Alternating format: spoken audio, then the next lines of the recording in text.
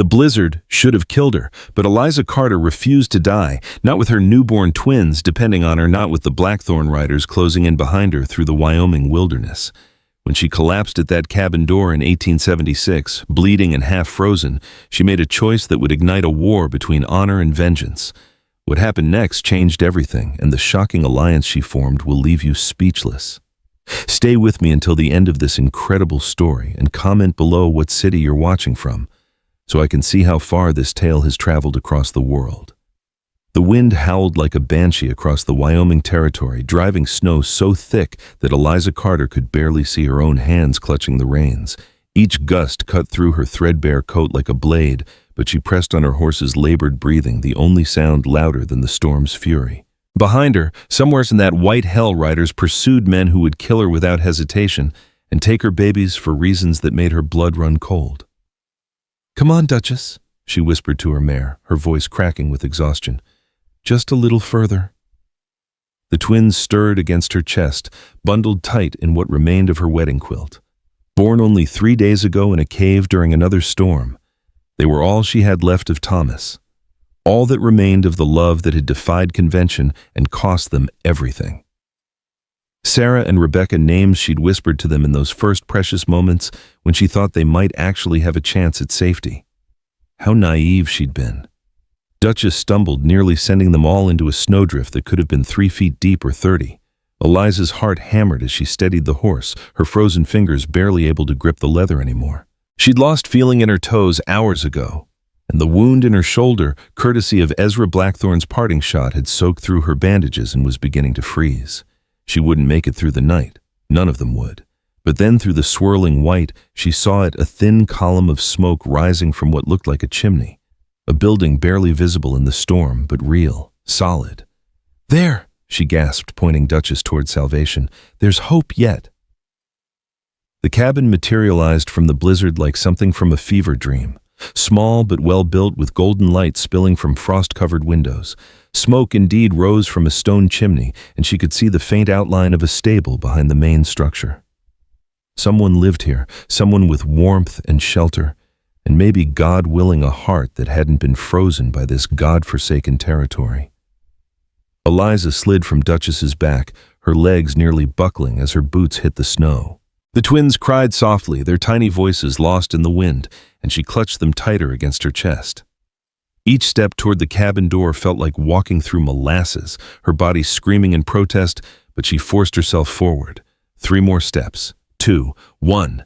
She raised her fist to knock and felt her strength finally give out. Her knees hit the wooden porch with a sound like breaking kindling, and she crumpled forward, shielding the babies with her body as consciousness began to slip away. The door opened just as darkness claimed her. "Jesus Christ Almighty." The voice was deep, rough with disuse, and carried a slight accent she couldn't place. Strong hands lifted her, surprisingly gentle for their size, and she felt herself being carried into blessed warmth. The babies were crying now, their voices thin but alive, and she struggled to hold on to awareness long enough to make sure they were safe. "Easy now," the voice said. "I've got them. I've got all of you."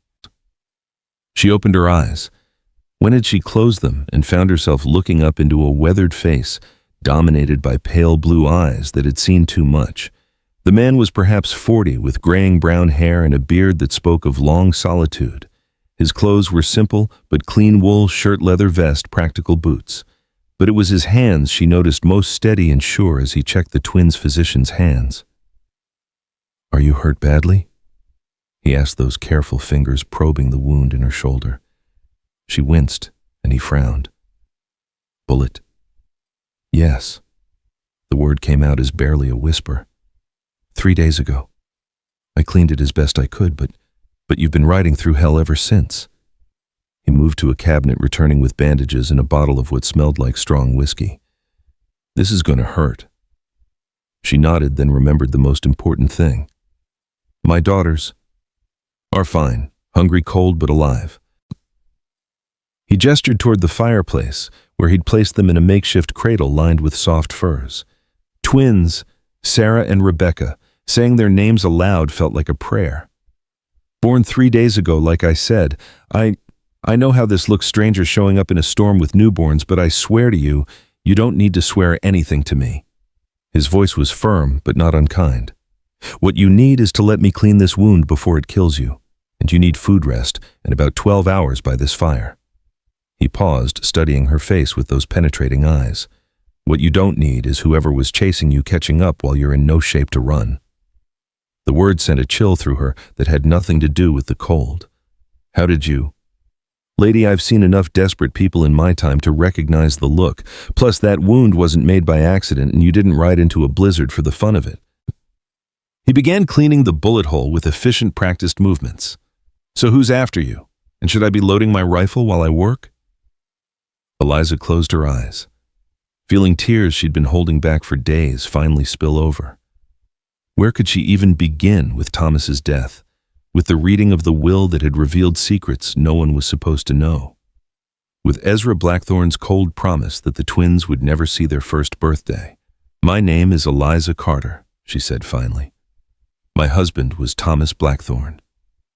The man's hands stilled.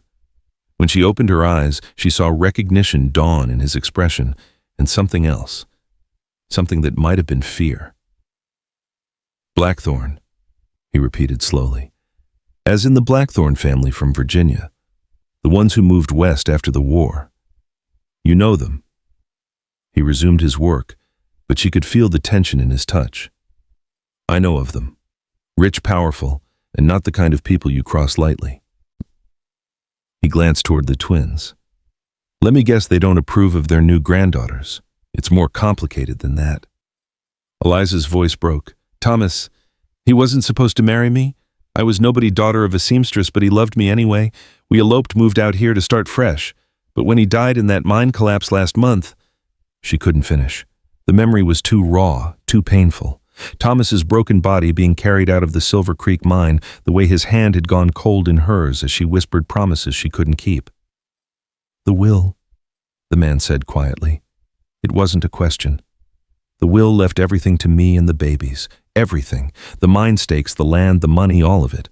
But there was something else, something Thomas had hidden from his family for years." She met his eyes. "Documents. Evidence of things his Uncle Ezra did during the war. Terrible things." The man's jaw tightened. "What kind of things?" "War crimes. Executions of prisoners. Civilian massacres passed off as legitimate military action." The words tasted like ash in her mouth. Thomas had been gathering evidence for years, planning to turn it over to the federal marshals. He said his uncle's money was built on blood, and he wanted no part of it. But he died before he could act. "Yes. And when Ezra found out about the documents," she shuddered, "he came to the house 3 days after the funeral, demanded I turn over everything Thomas had left me, including the girls, said they were Blackthorne blood and belonged with the family. And when you refused, he told me I had 24 hours to change my mind or he'd take them anyway." Her voice hardened. "That night men came to the house. They killed my housekeeper, shot me when I tried to run, but I got away with the babies. I've been running ever since."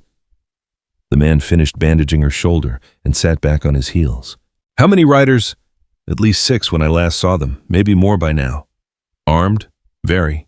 He nodded grimly and stood. "Then we'd better prepare for company." For the first time since Thomas's death, Eliza felt a spark of hope. "You'll help us." "I'll help you." He moved toward a gun cabinet in the corner. "Name's Jonathan McCrae, by the way. Dr. Jonathan McCrae, though I don't practice much anymore." "Dr. McCrae, I don't have money to pay you. I'm not doing this for money." His voice carried a weight of old pain. "Let's just say I have my own reasons for not liking the Blackthorne family." Before she could ask what he meant, one of the twins began crying in earnest. Sarah, by the sound, she was always the more vocal of the two. McCrae glanced toward the fireplace. "They'll need feeding soon." "I know, it's been so hard trying to keep them fed and warm while running." Exhaustion crept back into her voice. "I don't know how much longer I can do this." "You don't have to do it alone anymore." McCrae pulled a rifle from the cabinet, checking its load with military precision. "But I need you to tell me everything about these men chasing you. Numbers, weapons, how they track their leader, everything." Eliza struggled to sit up straighter, wincing as the movement pulled at her wounded shoulder. Ezra Blackthorne leads them personally. He's not like other men, Dr. McCrae. During the war, they called him the Ghost of Andersonville. He ran that prison camp for a while, the one where so many Union soldiers died. McCrae's hands stilled on the rifle. Ezra Blackthorne ran Andersonville. Part of it, yes. That's some of what Thomas had documented orders. Ezra gave reports. He filed testimony from guards who served under him. She watched McCrae's face grow pale. Why do you know about... I know about Andersonville. His voice was quiet, deadly. I was there. The words hung in the air like a physical weight. Eliza felt her heart skip a beat as understanding dawned. You were a prisoner. Union Army surgeon. Captured at Gettysburg in '63, spent 8 months in that hell. McCrae's eyes had gone distant, lost in memories she couldn't imagine. I watched good men die by the dozens every day. Starvation, disease exposure, and worse. Much worse. Then you know what kind of man Ezra is. I know exactly what kind of man he is. McCrae's voice was steel wrapped in silk, which is why those babies will not be going anywhere with him, not while I draw breath. Sarah's crying intensified, joined now by Rebecca's softer whimpers. Eliza tried to stand but nearly collapsed again, her body finally giving in to days of exhaustion and trauma. Stay put, McCrae said firmly. I'll bring them to you. He moved with surprising gentleness for such a large man, lifting first Sarah and then Rebecca with the practiced ease of someone who'd handled many infants. As he placed them in Eliza's arms, she caught a glimpse of old scars on his wrists, rope marks that told their own terrible story. They're beautiful, he said softly, watching as she began to nurse Sarah. They have their mother's eyes. And their father's stubborn chin. Eliza managed a weak smile. Thomas used to say that expression would get them into trouble someday. Maybe, or maybe it'll save their lives. The wind howled louder outside, and McCrae moved to the window, peering through the frost-covered glass into the storm. How far behind were they when you lost them? I'm not sure. The storm's been my ally. It's hidden my tracks, but slowed me down too. Eliza shifted Rebecca to her other arm. Could be hours, could be minutes. Then we use the time we have. McCrae returned to his gun cabinet, pulling out ammunition and a second rifle. Can you shoot? Thomas taught me. Good. When you're done feeding them, I'll show you the layout of this place.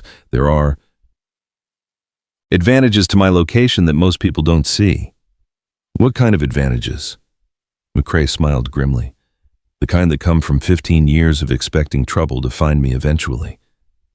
As if summoned by his words, a sound cut through the storm's howl, distant but unmistakable. The whinny of horses still far off but growing closer. McCrae and Eliza locked eyes across the cabin. How long? She whispered. He tilted his head, listening with the practiced ear of someone who'd spent years staying one step ahead of danger. 20 minutes, maybe 30 if the storm slows them down. Eliza felt her blood turn to ice. Dr. McCrae, if they take the girls... They won't. His voice brooked no argument. But we need to move fast. Can you walk? She tested her legs, gritting her teeth against the pain in her shoulder. I can manage. Good. Bring the twins. I need to show you something. McCrae led her to what looked like a simple bookshelf against the cabin's back wall. But when he pulled on a particular volume, a worn copy of Leaves of Grass, the entire shelf swung inward on hidden hinges, revealing a narrow passage that disappeared into darkness. Tunnel, he explained briefly. Dug it myself, leads to a cave system about half a mile north. There's supplies there, blankets, food, even a boat if you need to cross the river. Eliza stared at the hidden passage. You built all this? I told you I've been expecting trouble. McCrae was already moving, gathering supplies with practiced efficiency. The cave connects to an old mining shaft that comes out near Redemption. You know the town? I've heard of it. Good. There's a reverend there, Silas Fleming. Tell him Doc McCrae sent you and that the debt is called in. He'll understand. What debt? McCrae paused in his preparations. I saved his son during the war. He said he owed me a life. He met her eyes. Today I'm collecting. The sound of horses was closer now, still muffled by the storm, but definitely approaching. McCrae pressed a leather satchel into her hands. Ammunition, food, and some money.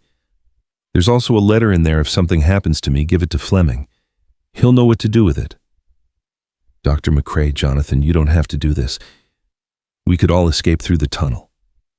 No. His voice was firm. They'll track us easily in this snow, and you can't move fast enough with the babies. Someone has to stay, make them think you're still here, buy you time to get away." Eliza felt tears stinging her eyes. "I can't let you. You're not letting me do anything. I'm choosing." McCrae handed her a small lantern. "This is my fight as much as yours now, maybe more." The horses were very close now. Through the storm, they could hear voices, men calling to each other, spreading out to surround the cabin. "Go," McCrae said urgently. "Now." But Eliza hesitated, looking back at this stranger who'd already sacrificed so much for her and her daughters. Why are you doing this for us?"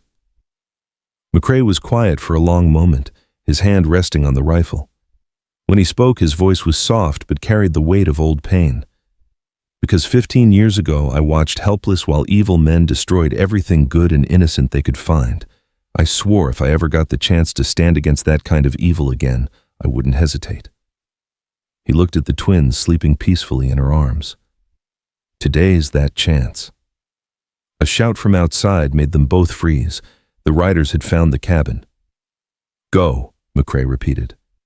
"And Eliza, whatever happens here, don't look back. Don't come back. Just get those girls somewhere safe and raise them to be better than the blood they carry." She wanted to say something to thank him properly, but there was no time. The sound of boots on the porch sent her into the tunnel, clutching Sarah and Rebecca to her chest as she disappeared into the darkness. Behind her, she heard McCrae slide the bookshelf back into place.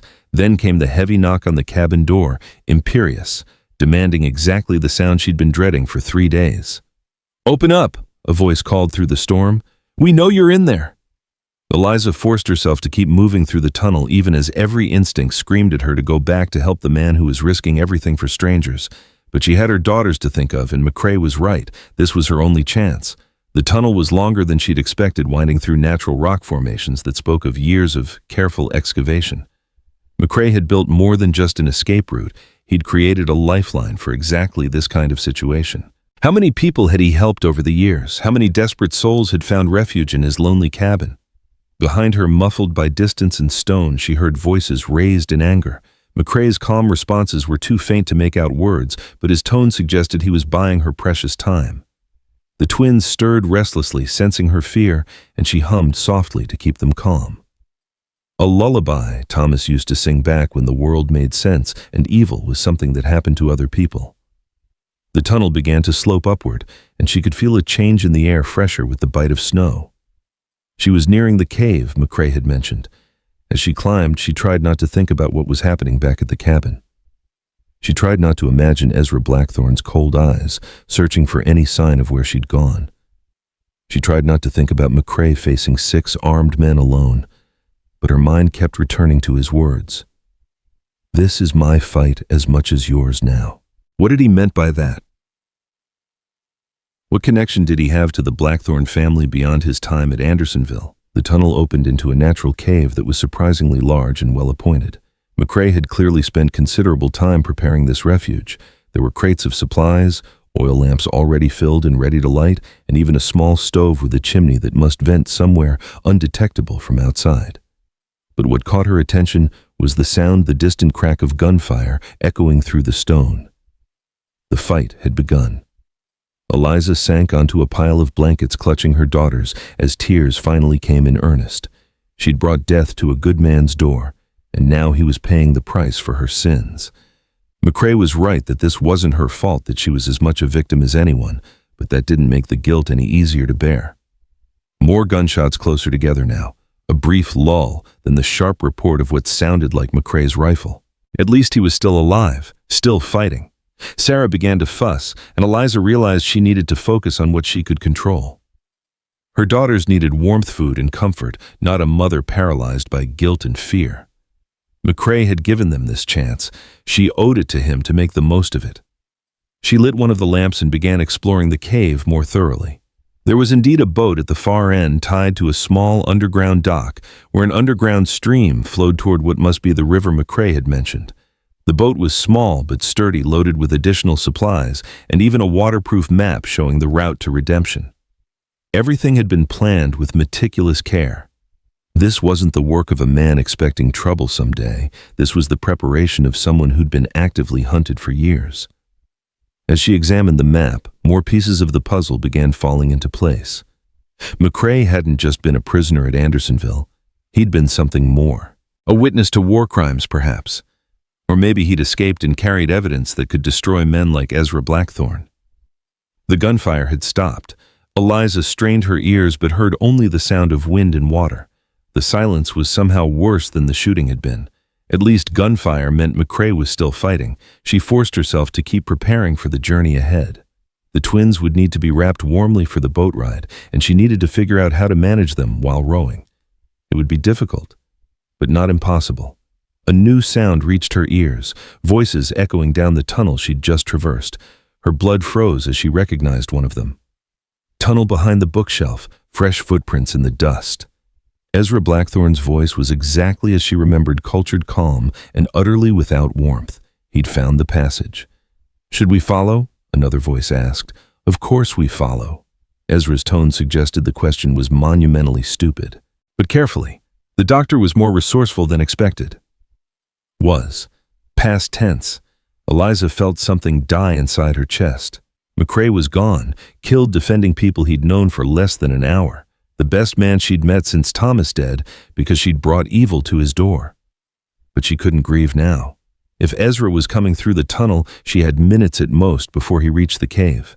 The boat was her only hope. Moving as quietly as possible, she extinguished the lamp and gathered the twins. Sarah chose that moment to begin crying, her voice echoing off the cave walls like a dinner bell for the hunters behind them. "Shh, sweetheart," Eliza whispered desperately. "Please, shh." But Sarah was hungry and cold and frightened by her mother's fear. Her cries grew louder, joined now by Rebecca's sympathetic wails. The voices in the tunnel stopped. "There," Ezra said with satisfaction, "like shooting fish in a barrel." Eliza ran for the boat, no longer caring about stealth. She untied the mooring rope with fingers that shook so badly she could barely grip it, then climbed in with the twins just as the first glow of lantern light appeared at the tunnel mouth. The current caught the boat immediately, pulling it into the underground stream with surprising force. But as they swept toward what she hoped was freedom, Ezra Blackthorne stepped into the cave, his lantern casting dancing shadows on the stone walls. For a moment, their eyes met across the water. Even in the uncertain light, she could see his smile, cold, predatory, utterly without mercy. "Run all you like, my dear," he called after her, his voice echoing off the cave walls. "You're carrying my blood in those babies, and blood always finds its way home." The boat swept around a bend, and his voice faded behind them. But his words lingered, a promise and a threat wrapped in velvet tones. Eliza hugged her daughters closer and prayed that McCrae's sacrifice wouldn't be in vain. Somewhere ahead lay redemption and Reverend Fleming, who owed a debt to a dead man. Behind her lay only darkness and the echo of gunfire. The current carried them toward an uncertain dawn, but for the first time in days they were moving toward hope instead of running from it. It would have to be enough. It would have to be everything. The underground river carried them through absolute darkness, the only sounds the gentle splash of water against the boat's hull and the twins' soft breathing.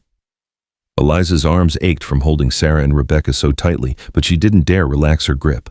The current was stronger than she'd expected, pulling them through a labyrinth of submerged passages that McCrae must have mapped with painstaking care. After what felt like hours, but was probably only minutes, pale light began filtering down from somewhere ahead. The boat emerged from the underground tunnel into a wider channel, and Eliza gasped as she saw dawn breaking over the Wyoming landscape. The storm had finally passed, leaving behind a world transformed into crystalline white perfection. But beauty was a luxury she couldn't afford. Even now, Ezra's men might be finding another way around the underground route, racing to cut her off before she could reach redemption. She grabbed the oars and began rowing with desperate efficiency, her wounded shoulder screaming in protest, but her will driving her forward. The river wound through a narrow canyon before opening into broader territory. In the distance, she could see the outline of buildings Redemption, exactly where McCrae's map had promised it would be. But as she drew closer, her heart sank. The town was smaller than she'd hoped, maybe 24 buildings clustered around a main street. How could such a tiny settlement hide her from the Blackthorne family's resources? She guided the boat to a small dock on the town's outskirts, and tied it off with shaking hands. The twins had fallen asleep again, exhausted by their ordeal, and she was grateful for their silence as she climbed onto the wooden planks. Every shadow could hide an enemy. Every stranger could be Ezra's spy. The main street was nearly empty in the early morning light. A few shopkeepers were opening their doors and she could see smoke rising from what looked like a hotel. But her destination was the white wooden church at the town center, its modest spire reaching toward the pale sky like a prayer made manifest. "Excuse me?" she called to a man sweeping the front of his general store. "I'm looking for Reverend Fleming." The man looked up, taking in her bedraggled appearance and the bundles in her arms. "Church is right there, miss, but the Reverend's likely still at breakfast. You might try the parsonage around back." She thanked him and hurried toward the church, her boots crunching in the snow that had drifted against the building's foundation. The parsonage was a small house connected to the main structure, smoke rising cheerfully from its chimney. Before she could knock, the door opened to reveal a tall, thin man with graying hair and kind eyes behind wire-rimmed spectacles. "My dear woman," he said, immediately stepping forward to help her. "You look half frozen. Come in, come in. Are you Reverend Fleming?" "I am indeed. Silas Fleming at your service." He ushered her into a warm kitchen where a pot of coffee steamed on the stove. "And you are Eliza Carter. Dr. Jonathan McCrae sent me. He said to tell you the dead is called in." Fleming's coffee cup slipped from his suddenly nerveless fingers, shattering against the wooden floor. His face went white as he stared at her with dawning comprehension. "Jonathan McCrae," he whispered. "My God, after all these years, where is he?" Eliza's voice broke as she answered. "Dead. He died protecting us." Fleming sank into a chair as if his legs could no longer support him. For a long moment, he simply sat there staring at nothing, and Eliza began to worry that she'd misjudged the man McCrae had trusted with their lives. "Tell me," Fleming said finally, his voice heavy with grief. "Tell me everything." So she did.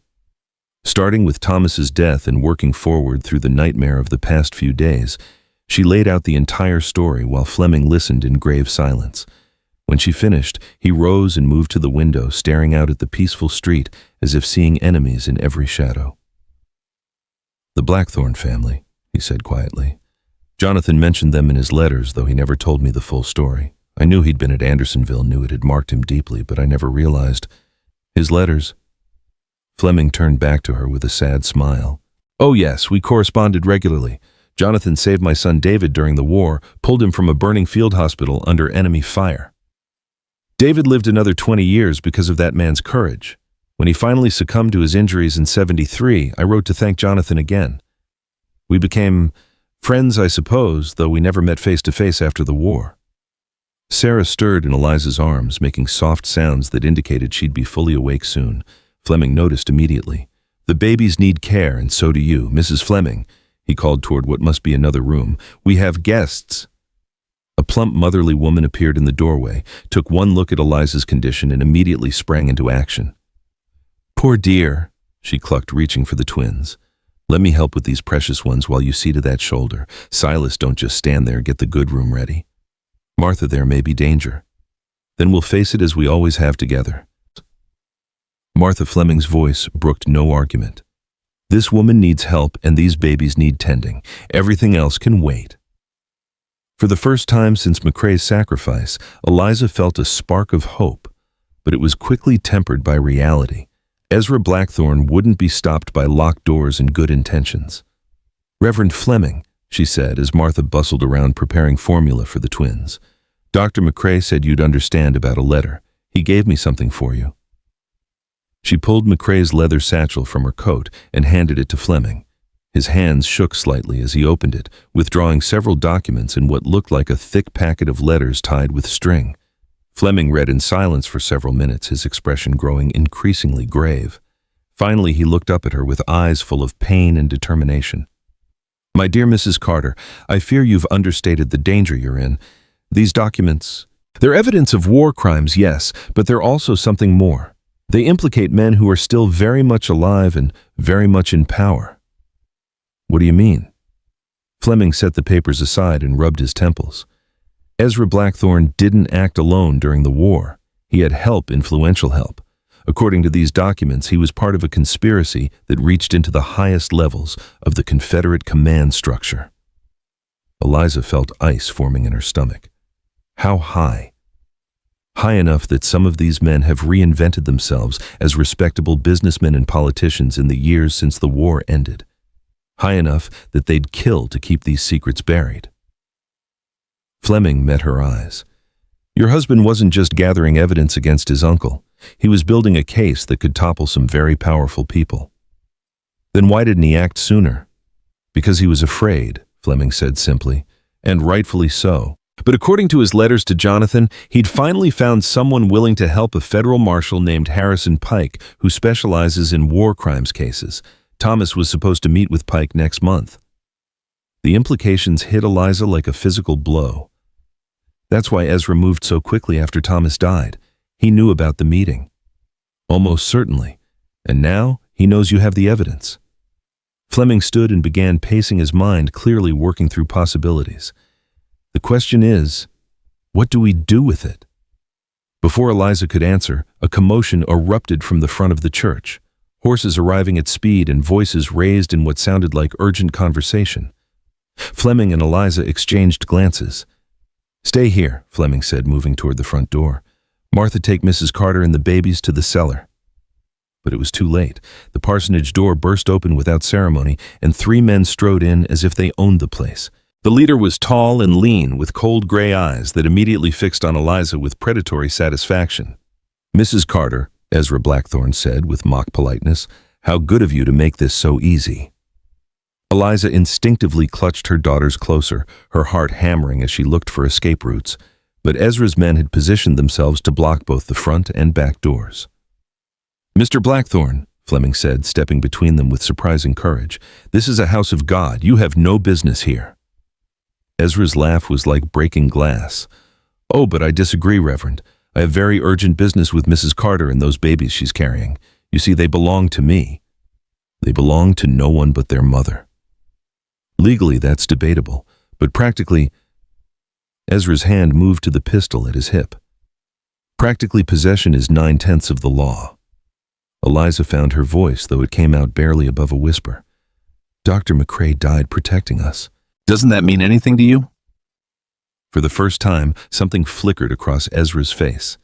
Not remorse, but perhaps a moment of genuine interest. Ah, yes, the good doctor. Quite resourceful, that one. Did you know he and I were old acquaintances? Ezra's smile was razor thin. We met during the war under less than ideal circumstances. I must admit I was rather impressed by his persistence.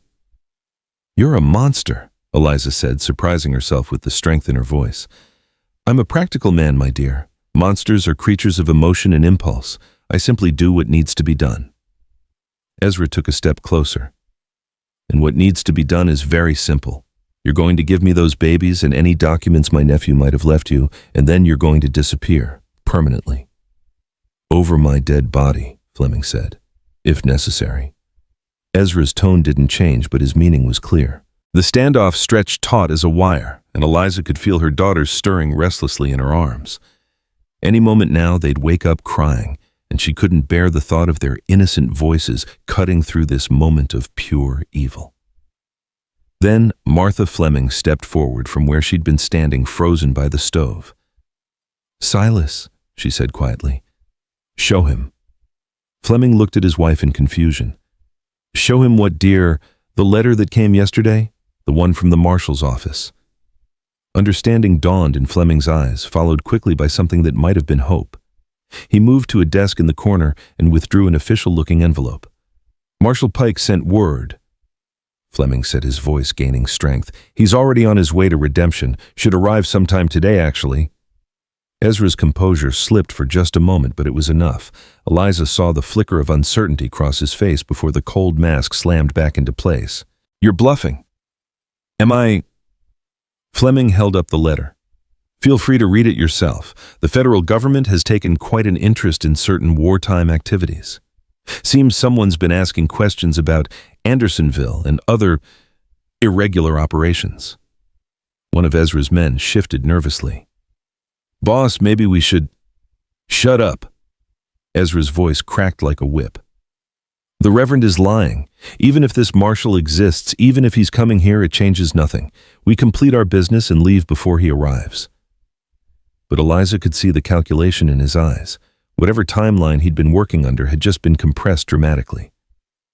"Besides," Ezra continued, his smile returning, "who's to say what happened here? A tragic accident, perhaps. Desperate woman overwhelmed by grief and hardship takes her own life and those of her poor children. So very sad." The casual way he discussed murdering her daughters made Eliza's vision blur with rage. Without thinking, she took a step toward him. "You will not touch them." "My dear woman, I already have." Ezra's smile widened. "Did you really think you could outrun me forever? I have resources you can't imagine, connections in every territory from here to California. Even if you had reached San Francisco, I would have found you eventually." Sarah chose that moment to wake up with a hungry cry that quickly escalated to full-voiced indignation. Rebecca followed suit moments later, their voices combining in a chorus that seemed to fill the small room with desperate innocence. "Such lovely children," Ezra said over the noise. "They'll be well cared for, I assure you. The Blackthorn name carries certain advantages." "You mean like the advantage of having a mass murderer for an uncle?" Eliza shot back. Ezra's face went cold as winter stone. "Careful, my dear. My patience has limits." "So does mine." The voice came from the parsonage's back door, and everyone spun toward it in surprise. Standing in the doorway was a man Eliza had never seen before, tall, broad-shouldered, with dark hair and intelligent brown eyes that swept the room with military precision. But what caught her attention was the badge pinned to his vest and the rifle in his hands. "Marshal Harrison Pike," the newcomer said calmly, "and Mr. Blackthorn, you're under arrest for conspiracy, murder, and war crimes." The room erupted into chaos. One of Ezra's men went for his gun, but Pike's rifle barked once, and the man crumpled with a cry of pain, his weapon skittering across the floor. The second man raised his hands immediately, clearly having no desire to test the marshal's aim. But Ezra himself seemed almost amused by this development. "Marshal Pike, I presume. Your reputation precedes you, as does yours." Pike kept the rifle trained on Ezra while his eyes flicked to Eliza and the babies. "Mrs. Carter, are you and the children injured?" "No, we're fine." Eliza couldn't believe what was happening. "But how did you—" "Dr. McCrae sent word 3 days ago. Seems he was expecting trouble and wanted federal backup ready." Pike's voice was steady, professional. "I've been riding hard to get here." Ezra laughed to sound like nails on slate. "How wonderfully dramatic. But I'm afraid you're too late, Marshal. The good doctor is dead killed while resisting arrest, and Mrs. Carter here has no legal standing to keep those children from their rightful family." "Actually," Pike said, pulling a document from his coat, "she does. Federal custody order signed by Judge Morrison in Cheyenne. Mrs. Carter and her children are under the protection of the United States government, pending investigation into the circumstances surrounding Thomas Blackthorn's death." The document might as well have been a physical blow. Ezra's face went through several expressions in rapid succession. Surprise, rage, and finally a kind of cold calculation that made Eliza's skin crawl. "Fascinating," he said finally. "And I suppose you have evidence to support these wild accusations." Pike smiled grimly. "As a matter of fact, I do. Amazing what people will confess when faced with federal charges. Your former Sergeant Marcus Webb. He's been very talkative about Andersonville. Seems his conscience finally got the better of him." For the first time since entering the parsonage, Ezra looked genuinely shaken. "Webb is lying. Whatever he told you is corroborated by military records that somehow survived the war." Pike's voice was implacable. "Records that detail orders you gave executions, you authorized supplies you diverted for personal profit while prisoners starved." Ezra's hand inched toward his pistol, but Pike's rifle never wavered. "I wouldn't," the marshal said mildly. "I've been looking forward to this moment for a very long time. Give me a reason." The tension in the room was so thick Eliza could barely breathe. Her daughters had stopped crying as if sensing the danger that surrounded them, and she held them against her chest like a shield against the evil that stood just feet away. Then Ezra smiled, and somehow that was worse than his anger had been. "You know, Marshal, you've made a critical error in your reasoning." "Have I?" "Oh, yes. You see, you're assuming I came here alone." Ezra's smile widened. but I've been planning this operation for quite some time. Even now, my men are positioned around this building. The moment you pulled that trigger, they heard it. The moment you don't walk out of here with me, they'll know something's wrong." Pike's expression didn't change, but Eliza saw his grip tighten on the rifle. "You're bluffing." "Am I? Perhaps you'd like to test that theory. But consider this. Even if you're right, even if you manage to arrest me, what then? I have lawyers, political connections, money. How long do you think it will take for me to secure my release? A week? A month? And what happens to Mrs. Carter and her babies when I'm free again?" The horrible logic of it settled over the room like a blanket of despair. Even if Pike succeeded in arresting Ezra, even if the war crimes charges stuck, there would be appeals, delays, opportunities for escape or revenge. Men like Ezra Blackthorne didn't stay in jail unless they were dead. Besides, Ezra continued conversationally, "You're forgetting something important. Those babies are Blackthorne blood. Whatever their mother's legal status, they're still my family. And family always comes home eventually." Eliza felt something break inside her chest. The cruel truth was that Ezra was probably right. He had resources, connections, time. She had nothing but the clothes on her back and the kindness of strangers. But then Fleming stepped forward, his face grim but determined. "There's one thing you're forgetting, Mr. Blackthorne." Ezra raised an eyebrow. "And what's that, Reverend? This is still my church, and in my church we believe in miracles." Before anyone could react, Fleming pulled a cord that hung near his desk. Somewhere in the building a bell began to ring, not the church bell, but something smaller, more urgent.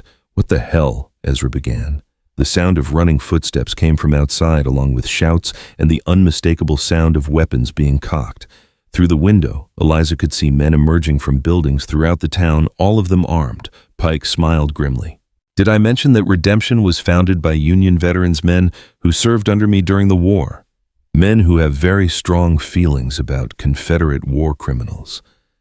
Ezra's face went white as he realized the trap closing around him. His confidence cracked, replaced by something approaching panic. "This is illegal. You can't what, defend our town against armed criminals?" Pike's voice was conversational. "Because that's all I see here. A known war criminal and his associates threatening federal witnesses." Through the window, Eliza could see at least a dozen men surrounding the parsonage, their weapons trained on Ezra's remaining Confederates outside. The sound of surrender weapons hitting the ground, hands being raised, filtered through the walls. Ezra's hand moved toward his gun, but Pike's rifle swung to cover him instantly. "Don't," the marshal said quietly. "I told you I've been looking forward to this for a long time. Don't make it too easy." For a moment, Ezra seemed to consider his options. Then his shoulders sagged in defeat and he raised his hands. "You think this ends it?" he said as Pike moved forward with shackles. "You think arresting me solves anything? There are others, Marshal, men with more power than I ever had. This evidence your precious Thomas gathered, it implicates people who make me look like a choir boy." Pike paused in securing the shackles. "Is that a threat?" "It's a warning. You have no idea what you're walking into." Ezra's eyes found Eliza across the room. "And neither does she. Those babies aren't just carrying Blackthorne blood, they're carrying a legacy that goes back generations, a legacy that very powerful men will kill to protect." "Let them try," Pike said, finishing with the shackles. "I've been hunting war criminals for 10 years. I'm not about to stop now." As Pike led Ezra toward the door, the defeated man looked back one last time at Eliza and her daughters. "This isn't over," he said quietly.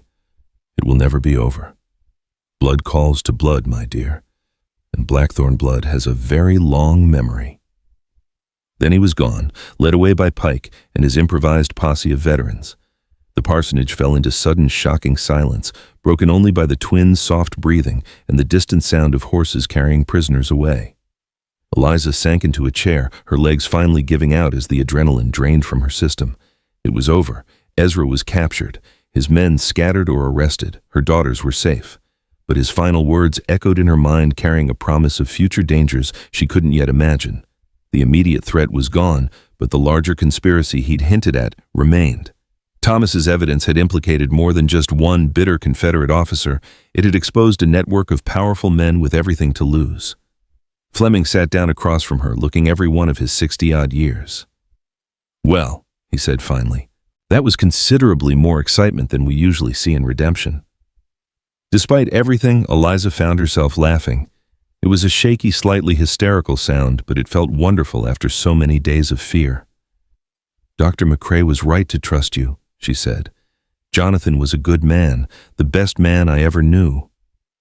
Fleming's voice was heavy with grief. He deserved better than the life he lived after the war. He saved us. Without his sacrifice. His sacrifice means something only if you live well with the freedom he bought you. Fleming leaned forward.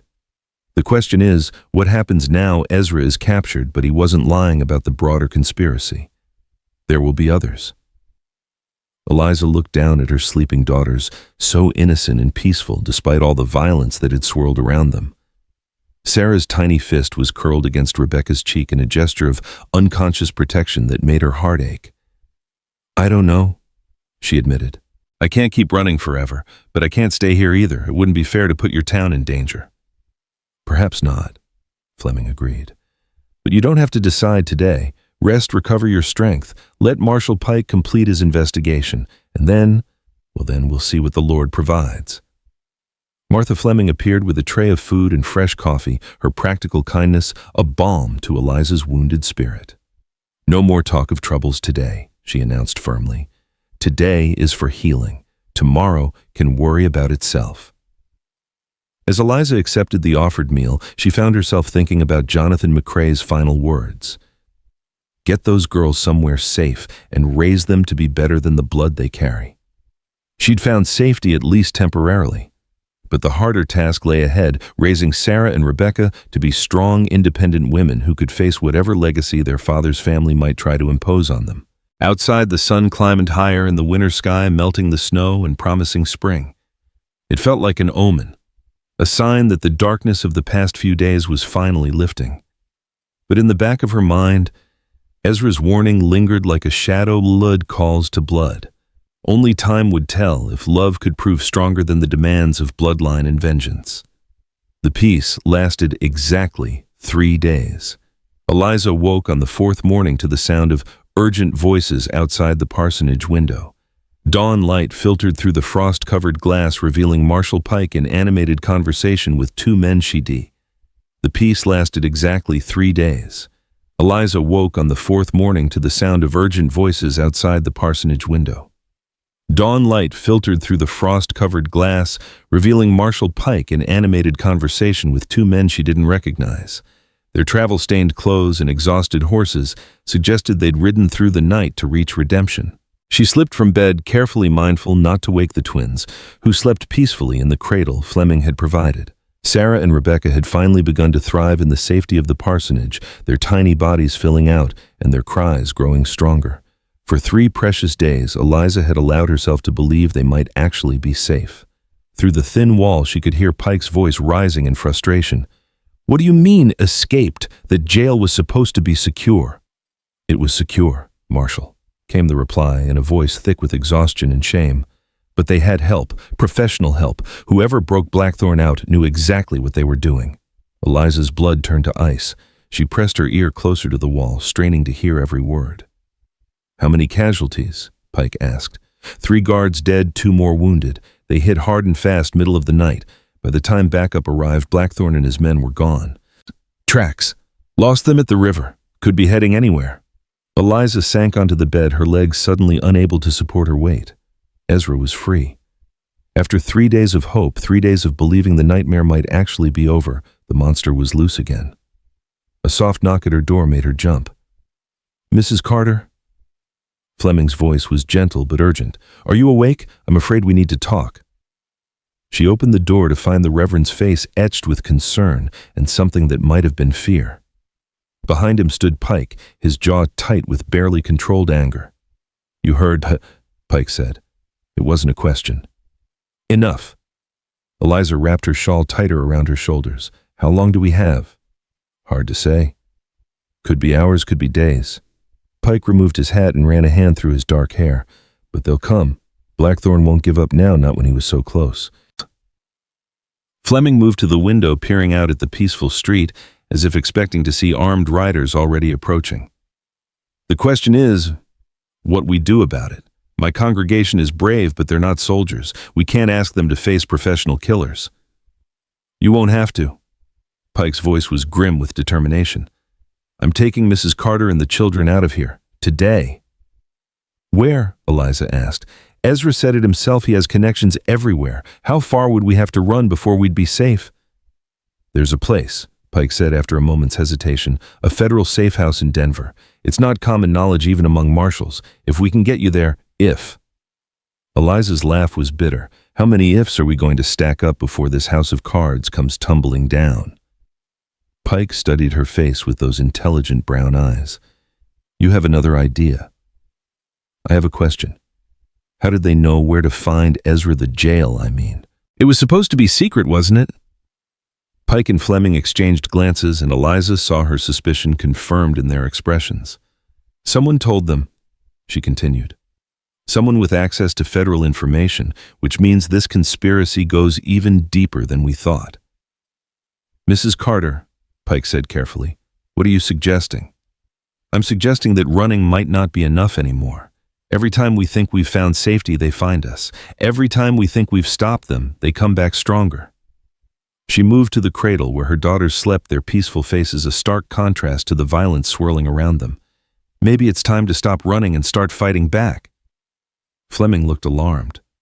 Mrs. Carter, surely you're not suggesting... I'm suggesting we use the one advantage we have, Thomas's evidence. Ezra was terrified of what it might contain, terrified enough to kill for it. Maybe it's time we found out why. Pike was quiet for a long moment, clearly weighing options. Finally, he spoke. The evidence is in federal custody now. I could arrange for you to examine it, but we'd have to go to Denver anyway, Eliza finished, to the federal building where it's being analyzed. That's assuming we can get there alive. Pike moved to join Fleming at the window, and assuming the people analyzing it can be trusted. The implications hung heavy in the morning air. If the conspiracy reached into federal law enforcement, then nowhere was truly safe. But staying in redemption would only endanger innocent people. There's something else, Pike said reluctantly. Something I didn't mention before. The men who broke Blackthorn out, one of the survivors got a good look at them. Professional soldiers, he said, Confederate veterans by their bearing. More of Ezra's old unit. Maybe, or maybe something worse. Pike's expression was grim. There were rumors during the war stories about a special unit that handled delicate situations for certain Confederate commanders. They called themselves the Brotherhood of the Gray. Fleming paled. I've heard those stories. Assassins and spies, men who made the regular Confederate forces look like Sunday school teachers. If the Brotherhood is involved, Pike continued, then this goes beyond simple revenge. This is about protecting something much bigger than Ezra Blackthorn's reputation. Sarah stirred in her cradle, making soft sounds that indicated she'd be fully awake soon. Eliza reached down to stroke her daughter's soft cheek, drawing strength from the simple innocence of that tiny life. Then we go to Denver, she said finally. But not to hide. We go to finish what Thomas started. Pike nodded grimly. I'll make arrangements. We leave within the hour. But as he turned to go, the sound of approaching horses cut through the morning air. Not the steady clip-clop of a single rider, but the thunder of multiple horses moving at speed. Fleming rushed to the front window while Pike drew his pistol with practiced efficiency. How many? Pike asked. 6, maybe 7, coming from the south at a full gallop. Fleming's voice was tight with tension. They're not slowing down. Eliza scooped up both twins, her heart hammering as she recognized the sound that had haunted her nightmares for the past week. But this time felt different. This time there was nowhere left to run. The tunnel, Fleming said urgently. The one Dr. McCrae used, I've had my men prepare it as a backup route. No? Eliza's voice was steadier than she felt. I'm tired of running. If Ezra wants a confrontation, let's give him one. Pike looked at her as if she'd lost her mind. Mrs. Carter, you have 2 babies to think about. This isn't the time for heroics. This is exactly the time. She met his gaze with steel in her own. Every time we run, more good people get hurt. Dr. McCrae died because I brought this to his door. I won't let the same thing happen to Reverend Fleming and his wife. The sound of horses was closer now, close enough to hear individual hoofbeats and the jingle of spurs. Pike moved to the front door, peering through a crack in the curtains. "It's not Blackthorn," he said, confusion in his voice. "At least not leading. There's someone else, someone I don't recognize." The horses pulled up in front of the church with a thunder of hooves and cloud of dust. Through the window, Eliza could see the riders clearly now. 7 men, all well-armed and wearing the kind of clothes that spoke of money and authority. But the man at their head was indeed a stranger, tall, lean, with silver hair and the bearing of someone accustomed to command. "Federal Marshal," the stranger called out, his voice carrying clearly through the morning air. "I'm Colonel Nathaniel Blackthorn, Confederate Army, retired. I've come to parley." Pike's eyebrows shot up. Nathaniel Blackthorn, Ezra's older brother, Eliza finished remembering Thomas's stories about the family dynamics, the one who stayed in Virginia after the war. Thomas said he was the decent one, the one who tried to keep Ezra in line.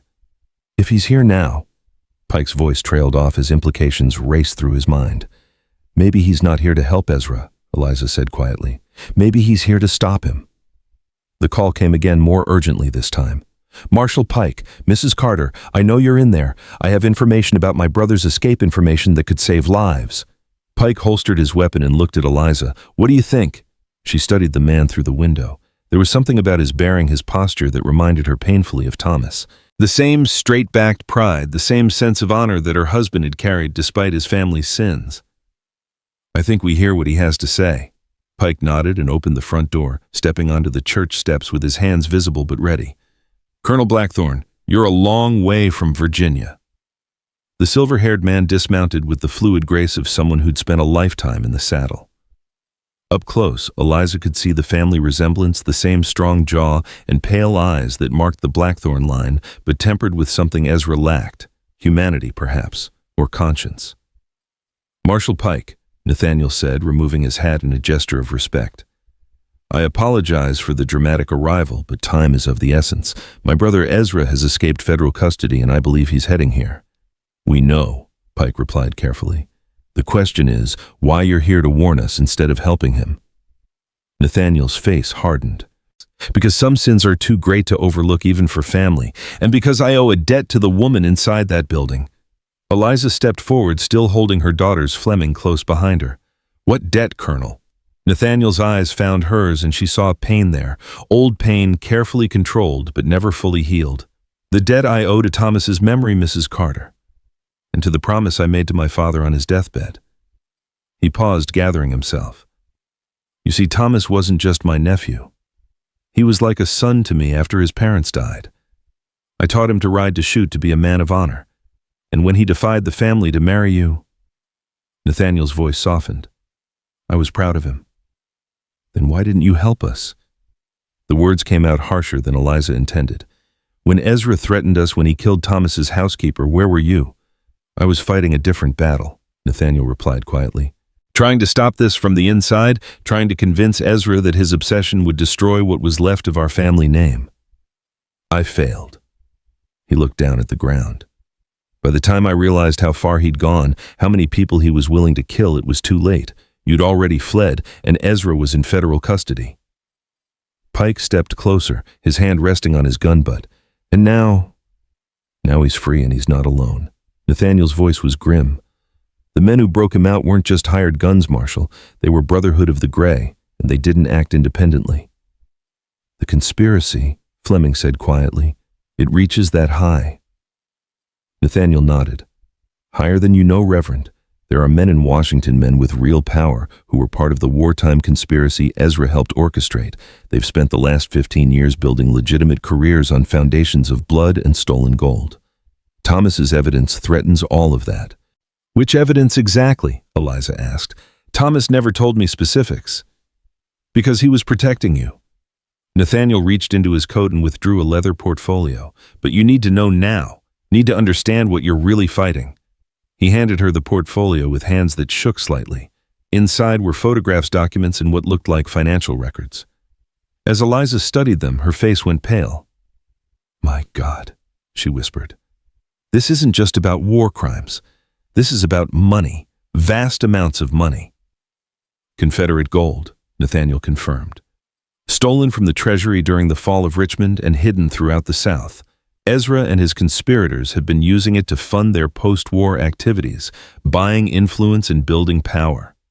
The war crimes were just the beginning. Pike leaned over Eliza's shoulder, studying the documents. These financial records, some of these names are current federal officials, senators, judges even. Even a Supreme Court justice, Nathaniel finished, men who should be above reproach bought and paid for with blood money. The scope of it was staggering. What had seemed like a simple case of family revenge was actually a conspiracy that reached into the highest levels of government. No wonder they'd found Ezra so quickly. No wonder federal information had been compromised. How do we fight something this big? Fleming asked, voicing what they were all thinking. Carefully, Nathaniel replied, and with allies we can trust absolutely. He turned to Pike. Marshal, there are federal officials who can be trusted, men who've been investigating this conspiracy for years, but they need proof evidence that can't be dismissed or suppressed. Thomas's original documents, Eliza said, understanding dawning. They're not just evidence of war crimes, they're a roadmap to the entire conspiracy. Exactly. But Ezra knows that as well as we do. He's not just coming for revenge anymore, Mrs. Carter. He's coming to destroy the evidence and everyone who's seen it. As if summoned by his words, the sound of more horses echoed from the south. But these weren't approaching at a gallop. They were moving with the careful, measured pace of hunters closing in on their prey. Pike counted the approaching riders with professional efficiency. 12, maybe 15. Too many for us to fight effectively. Then we don't fight, Nathaniel said grimly. We run. But not blindly. I have men positioned along 3 different escape routes, men I trust with my life. We can get Mrs. Carter and the children to safety, but we have to move now. Eliza looked around at the people who'd risked everything to help her. Fleming and his wife who'd opened their home despite the danger. Pike who'd built his career on hunting men like Ezra. And now, Nathaniel Thomas's uncle, who'd finally chosen to honor his nephew's memory over family loyalty. What about the evidence in Denver? She asked. We'll retrieve it once you're safe, Pike promised. But right now we're out of time. Nathaniel interrupted, his eyes fixed on the approaching dust cloud. Mrs. Carter, you have 30 seconds to decide. Come with me and live to fight another day, or stay here and watch everything Thomas died for be destroyed. The choice was no choice at all. Eliza clutched her daughters closer and nodded. Lead the way. The next few minutes passed in a blur of desperate activity. Martha Fleming pressed a bag of supplies into Eliza's hands while her husband gathered the most important documents. Pike checked his weapons and ammunition while Nathaniel's men took defensive positions around the church. But as they prepared to leave through the church's back entrance, the front door exploded inward in a shower of splinters and smoke. Nobody move. The voice was Ezra's, sharp with triumph and barely controlled madness. The prodigal brother returns. Through the smoke and chaos, Eliza could see him clearly for the first time since his escape. Prison had not been kind to Ezra Blackthorne. His clothes were travel-stained and his face was gaunt, but his eyes burned with an intensity that spoke of obsession beyond reason. Behind him came 6 men in military formation, their weapons trained on the small group huddled in the church. But it was the 7th man who made Eliza's blood freeze, a tall, thin figure in expensive clothes whose face was a mask of cold calculation. Senator Morrison, Pike said quietly. I should have known. The senator smiled with all the warmth of a snake. Marshal Pike, still chasing ghosts and conspiracy theories, I see. Perhaps it's time you found a new line of work. The pieces clicked into place with sickening clarity. Senator Morrison wasn't just part of the conspiracy. He was probably its leader. The man with enough power to orchestrate Ezra's escape and coordinate the cover-up. Hello, Nathaniel, Ezra said, his voice dripping with false affection. How good of you to join our little family reunion, though I must say your choice of allies is disappointing. Nathaniel stepped forward, his hand resting on his gun butt. Ezra, this has gone far enough. Those children are innocent. End this madness. Innocent? Ezra laughed, the sound echoing off the church walls like breaking glass. Brother, those children carry our blood, our legacy. They're the future of everything we've built. Built on murder and theft, Nathaniel shot back. Built on the bones of better men than us. Built on necessity. Ezra's composure cracked, revealing the madness beneath. Do you think this country would have survived without men willing to make hard choices? Do you think the South would have risen again without our gold, our influence? Senator Morrison placed a restraining hand on Ezra's arm. "Gentlemen, perhaps we could discuss this more privately. Mrs. Carter, if you would be so kind as to hand over the children and any documents in your possession, we can resolve this matter with minimal unpleasantness." "Go to hell," Eliza said quietly. Morrison's smile widened. "My dear woman, I'm afraid hell is exactly where we're all heading if this situation isn't resolved quickly. You see, there are certain national security implications that require immediate attention." "National security?" Pike's voice was incredulous. "You're talking about murder and conspiracy." "I'm talking about stability, Marshal, about protecting institutions that are greater than any individual." Morrison's tone was reasonable, almost professorial.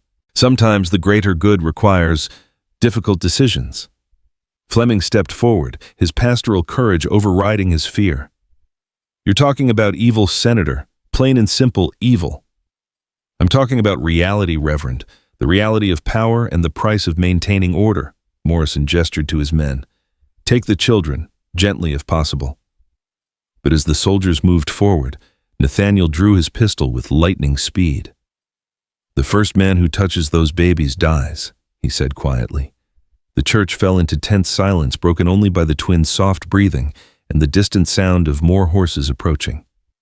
Eliza found herself wondering how many men Morrison had brought, how far the conspiracy's reach extended. "Nathaniel," Ezra said softly, "don't make me kill you. You're the only family I have left."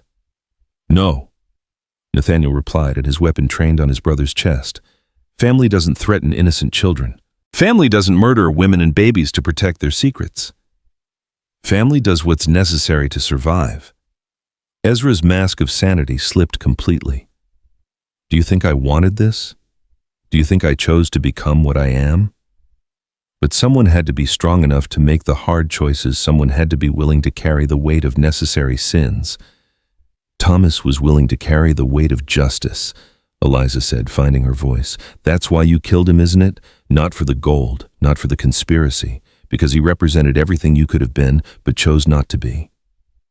Ezra's face contorted with rage and something that might have been grief. Thomas was a fool, a naive idealist who would have destroyed everything our family built.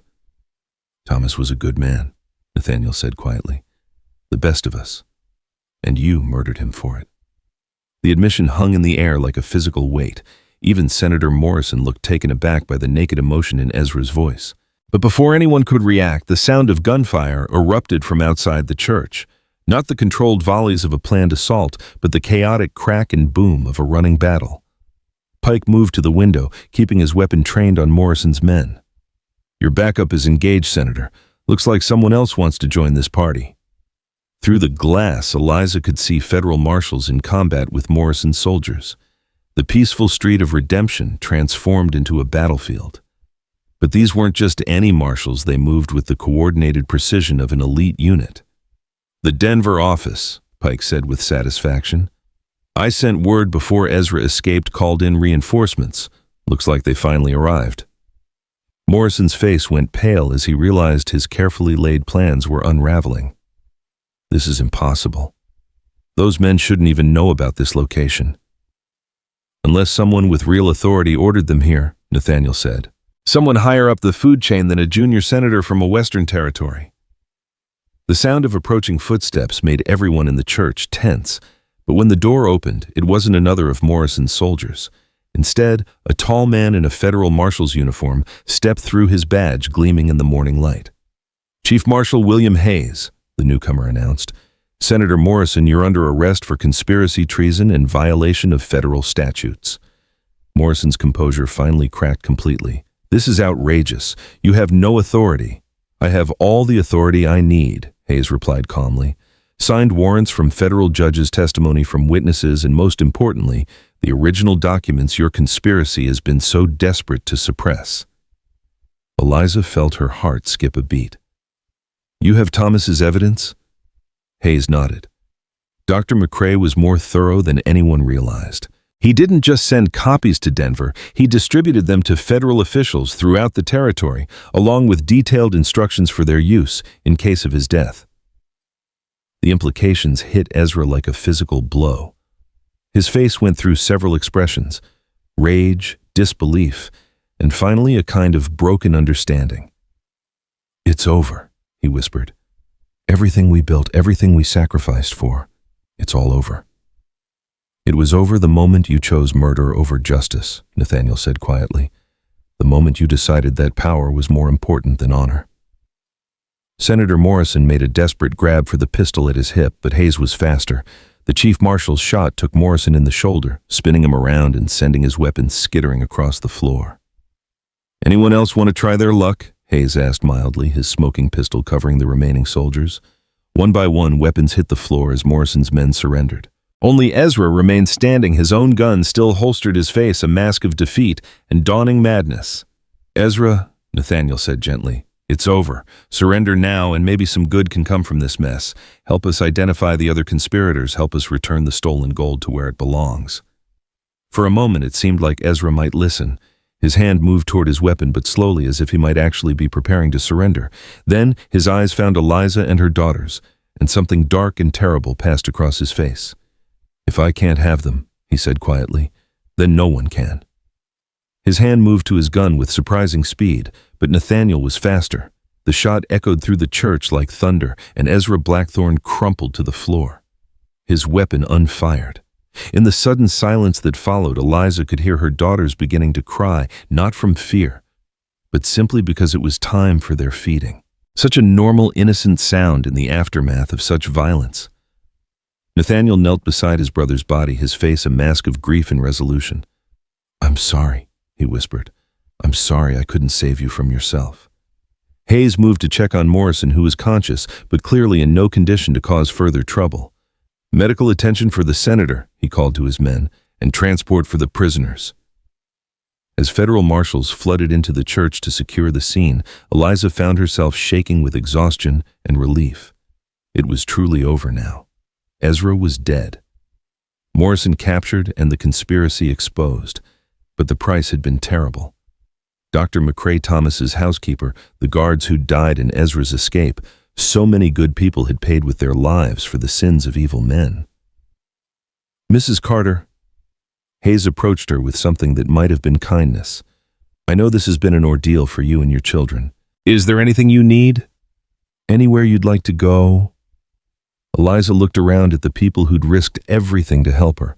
Fleming and his wife, who'd opened their home despite the danger, Pike, who'd dedicated his career to hunting men like Ezra, and Nathaniel, who'd chosen justice over family loyalty when it mattered most. "I'd like to go home," she said finally. "Back to the house Thomas and I shared. It's time Sarah and Rebecca learned about their father, about the good man he was." Nathaniel looked up from his brother's body. "That house is yours by right, Mrs. Carter, and the mine, the land, all of it. Thomas's will was legal in binding whatever pressure Ezra might have brought to bear." "And the money?" she asked. "The legitimate money, I mean, not the stolen gold." "Also yours, plus interest and damages for what you've endured." Hayes consulted a document from his coat. "The federal government is prepared to be quite generous in compensation for your cooperation in this matter." It was more than she dared hope for. Financial security for her daughters, a home to raise them in, and the knowledge that Thomas's sacrifice had finally brought justice. But as she looked down at Sarah and Rebecca sleeping peacefully despite the chaos around them, she knew the real victory was simpler than money or property. Her daughters would grow up free, raised with love instead of hate, taught to value justice over power. They would be better than the blood they carried, just as Thomas had always believed they could be. Outside, the sound of gunfire had finally stopped, replaced by the ordinary sounds of a town returning to normal. Redemption had lived up to its name, offering sanctuary when it was needed most. Fleming approached her with a gentle smile. "Mrs. Carter, you're welcome to stay here as long as you need. Martha and I would be honored to help with the children while you recover." "Thank you," she said, meaning it more than words could express. "But I think it's time we went home, past time." As federal marshals carried away the last of the prisoners and began the grim task of cleaning up the aftermath, Eliza held her daughters close and thought about the future. There would be challenges ahead, certainly. Raising 2 children alone was never easy, and the shadow of the Blackthorne name would follow them for years to come. But Thomas's legacy lived on in Sarah and Rebecca, in the evidence that would bring down the remaining conspirators, and in the simple truth that good people were willing to sacrifice for justice. Dr. McCrae's final words echoed in her memory. Raise them to be better than the blood they carry. She would. Whatever else happened, whatever challenges lay ahead, she would raise her daughters to be women of honor and courage, worthy of their father's memory and capable of building a better world. The nightmare was finally over, the future uncertain, but full of possibility stretched out before them like a promise of dawn after the longest night. In her arms, Sarah and Rebecca slept on, innocent and peaceful, unaware that they carried within them the power to redeem a family name stained with blood and restore honor to a legacy built on lies. The age of secrets was ending. The age of truth had begun. 2 weeks later, Eliza stood in the doorway of the house she'd shared with Thomas, holding her daughters close, as memories flooded back with overwhelming force. The federal marshals had done their work well. The property had been clean secured and returned to her exactly as Thomas's will had specified. But walking through rooms where she'd been so happy, so hopeful about the future, felt like stepping into a beautiful grave. Mrs. Carter. Nathaniel's voice was gentle behind her. He'd insisted on accompanying her home, claiming responsibility for his family's sins and a need to see justice properly done. Would you like me to check the rest of the house? She nodded, not trusting her voice. In her arms, Sarah made soft sounds while Rebecca slept peacefully, both girls blissfully unaware of the significance of this homecoming. This was where their father had lived and loved, where he'd planned their future and gathered the evidence that would ultimately cost him his life. The main room looked exactly as she'd left it that terrible night when Ezra's men had come hunting. Thomas's books still lined the shelves, his pipe still rested on the mantel, and the rocking chair he'd built for the babies still sat by the fireplace. But now she could see signs of the search Ezra's men had conducted: drawers, slightly askew, papers not quite in their original positions. They were thorough, Nathaniel said quietly, emerging from the bedroom, but respectful, relatively speaking. Most of Thomas's personal effects are undisturbed. Eliza walked to Thomas's desk, running her fingers over the smooth wood surface where he'd spent so many evenings writing letters and organizing his evidence. In the bottom drawer, hidden behind a false back that only she knew about, his most personal papers remained untouched. There's something I need to show you, she said, retrieving a small leather journal, something Thomas never put in his official documentation. Nathaniel waited patiently as she opened the journal to a page marked with a pressed flower, the same mountain laurel Thomas had given her on their wedding day. He wrote this the night before he died, she said, her voice barely above a whisper. He must have known something was going to happen. She read aloud from Thomas's careful handwriting. If Eliza is reading this, then my worst fears have come to pass. The conspiracy reaches further than even I suspected, and Ezra's madness has finally overcome what little conscience he once possessed. But there is hope yet. The evidence I've gathered is only part of the story. The real proof lies not in what I've documented, but in what I've discovered about the present. Nathaniel leaned closer, his face pale with growing understanding. What did he discover? Eliza turned the page, revealing a list of names and dates that made her blood run cold. Current federal officials who are still taking money from the conspiracy. Judges, senators even. She paused, her finger tracing one particular entry. Even Chief Marshal Hayes. The words hung in the air like a death sentence. Hayes, the man who'd seemed like their savior, who'd arrested Morrison and claimed to have Thomas's evidence safely in federal custody. My God, Nathaniel whispered. If Hayes is compromised, then we've been played from the beginning. Eliza closed the journal with shaking hands. Think about it. How convenient that he showed up exactly when we needed him. How perfectly everything fell into place. But Morrison was arrested. Ezra is dead. Surely nothing. Eliza's voice was growing stronger as understanding dawned. Morrison was expendable, a mid-level player who'd outlived his usefulness, and Ezra was always unstable, more liability than asset. But the real conspiracy, the men with true power, they're still out there. As if summoned by her words, the sound of approaching horses echoed from outside. Nathaniel moved to the window, his hand instinctively going to his weapon. Federal marshals, he said grimly, 6 of them led by Hayes himself. Eliza felt her heart sink. They'd walked right into a trap, drawn back to the one place where the conspirators knew they'd eventually come. In her arms, the twins began to stir restlessly, sensing their mother's fear. Mrs. Carter? Hayes's voice carried clearly through the afternoon air. "I know you're in there. We need to talk." "What do we do?" Nathaniel asked quietly. Eliza looked around the room where she'd been so happy where Thomas had planned their future and prepared his evidence against the conspiracy. Then her eyes fell on something she'd almost forgotten, a loose floorboard near the fireplace where Thomas had hidden his most sensitive documents. "We give them what they came for," she said, moving quickly to the hiding place, "but not what they expect." Beneath the floorboard was a metal box exactly where Thomas had left it. Inside were documents that made even the journal's revelations seem pale by comparison. Financial records showing payments to current federal officials, correspondence between conspirators that dated back to the war, and, most damning of all, photographs of secret meetings held as recently as last month. "Mrs. Carter," Hayes called again, his voice carrying a note of impatience. "I'm coming in." "1 minute," she called back quickly, scanning the documents. "I'm just getting the babies settled." But what caught her attention wasn't the evidence of corruption. It was a letter addressed to her, personally written in Thomas's hand and dated the day before his death. "My beloved Eliza," she read silently. "If you're reading this, then our enemies have found us despite all precautions. But do not despair. I have prepared for this possibility. The evidence in federal custody is accurate but incomplete. The real proof is in this box, along with instructions for its use. There is one man you can trust absolutely, a federal judge named Marcus Wheeler, who has been secretly investigating the conspiracy for years. He lives in Denver, but he travels under the name Samuel Morrison. Ironically, the real Senator Morrison's younger brother, who disowned his sibling years ago when he learned of the corruption.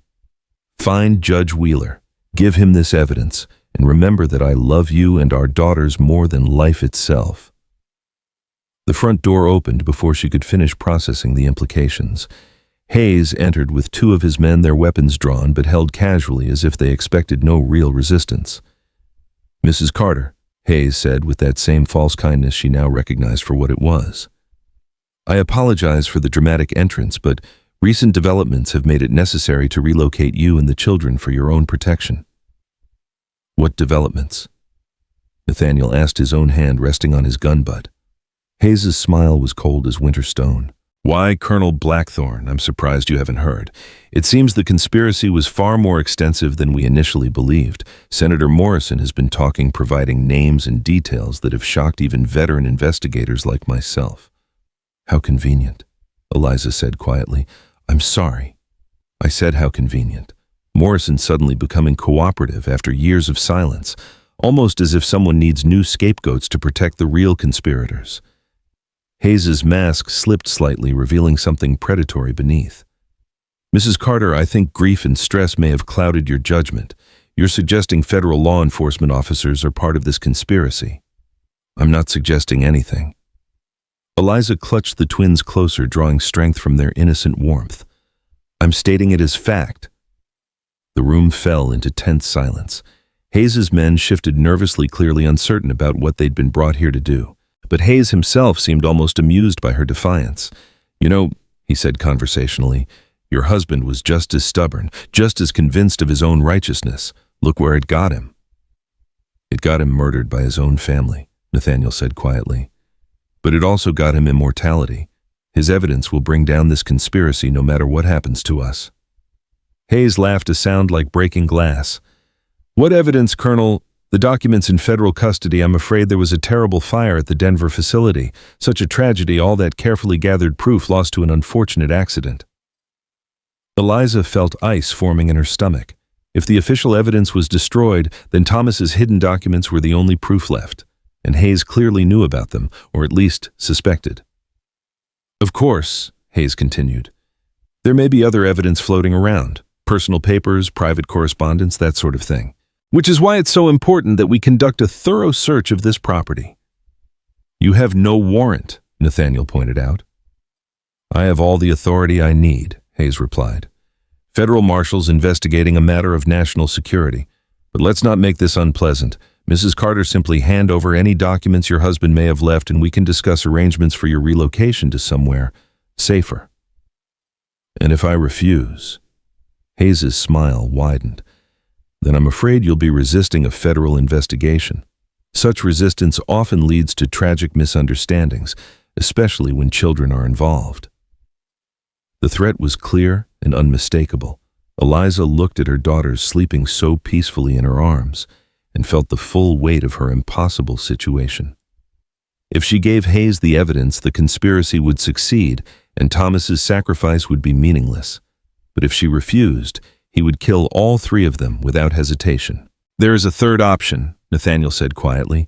Hayes raised an eyebrow. "Oh, you could try to take the evidence by force, but I should warn you I didn't survive 4 years of war by being careless about my enemies." "Colonel Blackthorne, you're outnumbered 6-1. Even with your considerable reputation, those are poor odds." "Maybe, but I only need to last long enough for Mrs. Carter to escape with the children, and I've held worse positions against greater numbers." Eliza saw what Nathaniel was planning and felt her heart break a little more. Another good man preparing to sacrifice himself for her and her daughters. First, Dr. McCrae, now Nathaniel. How many people would die for Thomas's evidence? But then Sarah chose that moment to wake up with a hungry cry that quickly escalated to full-voiced indignation. The sound seemed to fill the room, a reminder of innocence in the midst of corruption and violence. "Such lovely children," Hayes said, his tone chillingly conversational. "It would be a shame if something happened to them." That was the moment. Eliza's fear transformed into pure crystalline rage. These men had killed her husband, threatened her friends, and now stood in her home discussing the murder of her babies, as if it were a matter of minor inconvenience. "Get out," she said quietly. Hayes blinked in surprise. "I'm sorry." "I said get out of my house." Eliza's voice was growing stronger with each word. "You want Thomas's evidence. Come and take it. But know this, I'll fight you with everything I have, and I'll make sure the truth survives even if I don't." "Mrs. Carter, you heard the lady." Nathaniel set his pistol suddenly in his hand. Time to leave. Hayes's men tensed, but their leader held up a restraining hand. "There's no need for violence. Yet. Mrs. Carter, you have until sunset to reconsider. After that," he shrugged. "Well, accidents happen, especially in remote locations like this."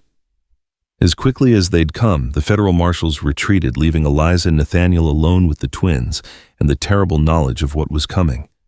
"We have maybe 4 hours," Nathaniel said, checking his weapons. "They'll surround the property and wait for darkness before moving in." "Then we don't wait for darkness." Eliza moved to the hidden compartment, retrieving not just the documents, but also a pistol Thomas had left for her protection. "We leave now, and we take the fight to them." "Mrs. Carter with the children. The children are exactly why we have to act. If we run, they'll just hunt us down later. If we hide, they'll starve us out. The only way to protect Sarah and Rebecca is to destroy this conspiracy once and for all." She handed him Thomas's letter about Judge Wheeler, watching as understanding dawned in his eyes. "Denver," he said quietly. "If we can reach this judge, if he's really who your husband believed him to be, then we can end this." Eliza secured the documents in a leather satchel, then bundled the twins carefully for travel. "But first we have to get out of here alive." Nathaniel moved to the window, studying the terrain around the house. "They'll have men watching all the obvious routes. But there's an old mining trail that runs along the ridge. If we can reach it, then what? We can't outrun mounted men, not with babies. We don't outrun them. We outthink them." Nathaniel's smile was grim but determined. "Your husband wasn't the only one who believed in preparation. I've had men watching this property since we arrived in Wyoming, good men who know how to handle themselves in a fight." As if summoned by his words, a low whistle echoed from somewhere behind the house. Nathaniel answered with a similar call, and moments later, 3 men slipped through the back door with the silent efficiency of experienced soldiers. "Colonel," the eldest said quietly, "we've got federal marshals setting up positions all around the property. At least 12 men, maybe more." "Expected. What about our escape route?" "Clear for now, but they'll figure it out eventually. We need to move fast."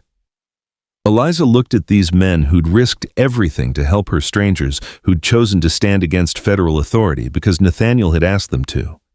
In the growing twilight of what might be her last day on Earth, she felt overwhelmed by the simple goodness of people willing to sacrifice for justice. "Why?" she asked. "Why are you doing this for us?" The eldest man, weathered and scarred from what looked like a lifetime of hard fighting, met her eyes with surprising gentleness. "Because some fights are worth having, ma'am, and because the colonel here pulled me out of a Confederate prison camp when I had typhus and no hope of survival. Figure I owe him a life or two." "We all do," another added. "The colonel's good people, and good people deserve better than what these bastards are planning." Eliza felt tears sting her eyes. In a world where corruption reached the highest levels of government, where federal marshals planned murder in the name of order, these simple soldiers represented something pure and uncompromising. "Then let's go," she said, settling the twins securely against her chest. "Let's finish what Thomas started." The escape itself was a masterpiece of careful planning and desperate improvisation. Nathaniel's men had spent days studying the terrain around the house, identifying every possible route and preparing contingencies for exactly this situation. They moved through the gathering darkness like ghosts, using ravines and rock formations to mask their passage from the watching federal marshals. But their enemies were professionals too, and it wasn't long before shouts of alarm echoed through the night. Gunfire cracked across the mountainside as Hayes's men realized their prey was escaping. "Keep moving," Nathaniel called softly as bullets whined overhead. "The horses are just ahead." Sure enough, hidden in a grove of aspen trees, 6 horses waited with supplies already loaded, but as they prepared to mount, the sound of approaching riders made it clear their escape had been detected. "They're closing fast," one of Nathaniel's men reported. "We've got maybe 5 minutes before they're on us." "Then we split up," Nathaniel decided quickly. "Thompson, you and Bailey take the south trail, make as much noise as possible. Let them think the whole group went that way. Mrs. Carter and I will take the north route with the children. Colonel, we should stick together. We should do whatever gives those babies the best chance of survival."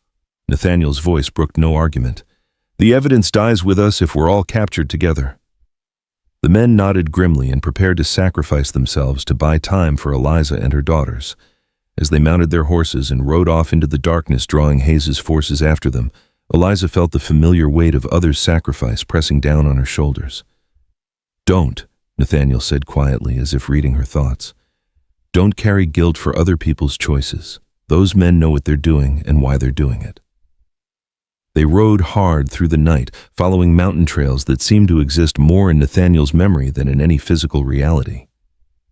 Behind them, the sound of gunfire continued sporadically, marking the running battle between Hayes's marshals and Nathaniel's diversionary force. As dawn broke over the Colorado peaks, they finally paused to rest the horses and tend to the twins.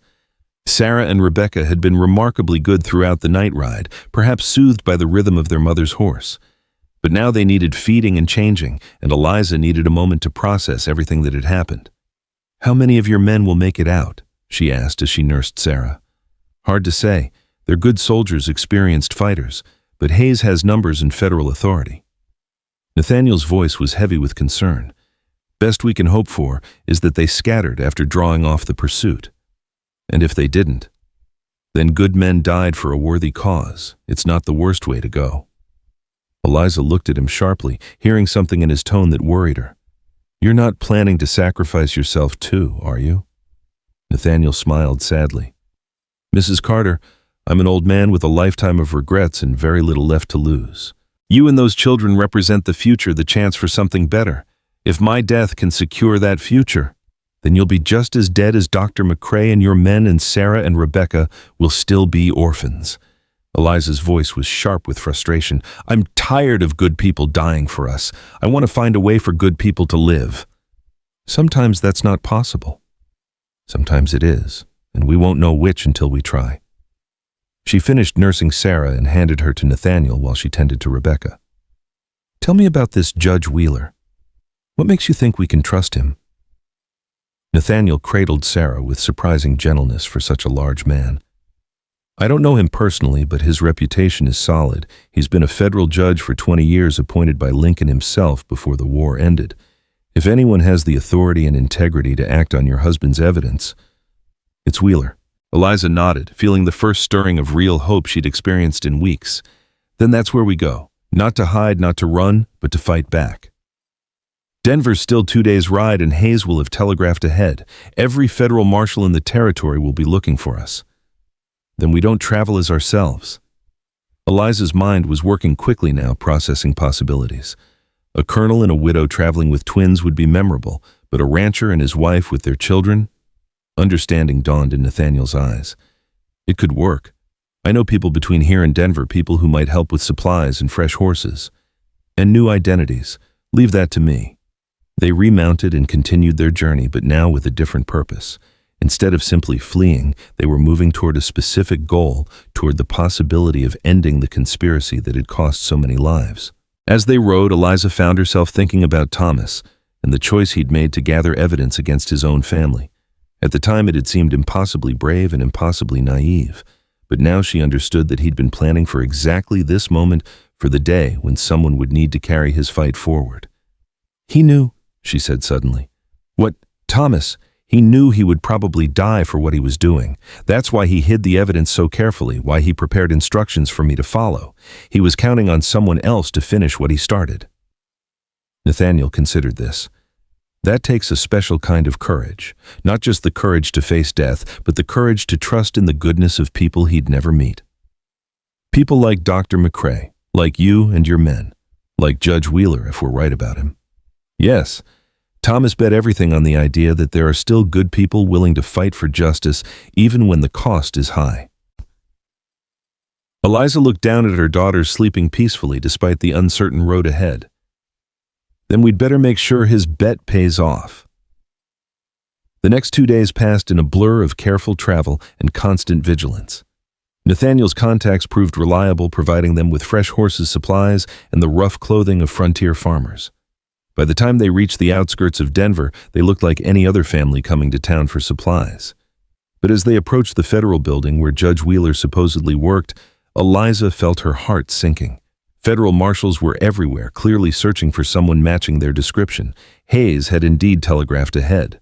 "We'll never get close," she whispered. "Maybe not directly." Nathaniel studied the building layout with a soldier's eye for tactical problems. But Judge Wheeler must live somewhere, and federal judges don't spend all their time in federal buildings. They spent the afternoon discreetly gathering information, talking to shopkeepers and citizens who might know about the judge's habits. What they learned was encouraging Wheeler was known as a man of the people, someone who often walked the streets of Denver and was approachable by ordinary citizens. He takes coffee every morning at Mrs. Patterson's boarding house on Larimer Street. A helpful dry goods clerk told them. Regular as clockwork, 7:30 sharp. That night they waited in a hotel room across from the boarding house, taking turns watching for any sign of their quarry. Eliza found herself praying harder than she had since Thomas's death, asking for the strength to see this through and the wisdom to know what Thomas would want her to do. At 7:25 the next morning, a tall, distinguished man with silver hair and kind eyes approached Mrs. Patterson's front door. Even from across the street, Eliza could see the intelligence and integrity in his bearing. "That's him," Nathaniel said quietly. "That's our judge." Eliza took a deep breath, settled the twins securely in their carrying slings, and prepared to bet everything on one final throw of the dice. "Then let's go finish this." They crossed the street with the careful casualness of people who had everything to lose, Eliza adjusting the twins in their slings while Nathaniel kept watch for any sign of federal marshals. The morning air was crisp with the promise of autumn, and Denver was coming alive with the sounds of commerce and conversation. To any observer, they looked like just another family starting their day. Judge Wheeler had already disappeared inside Mrs. Patterson's boarding house by the time they reached the front steps.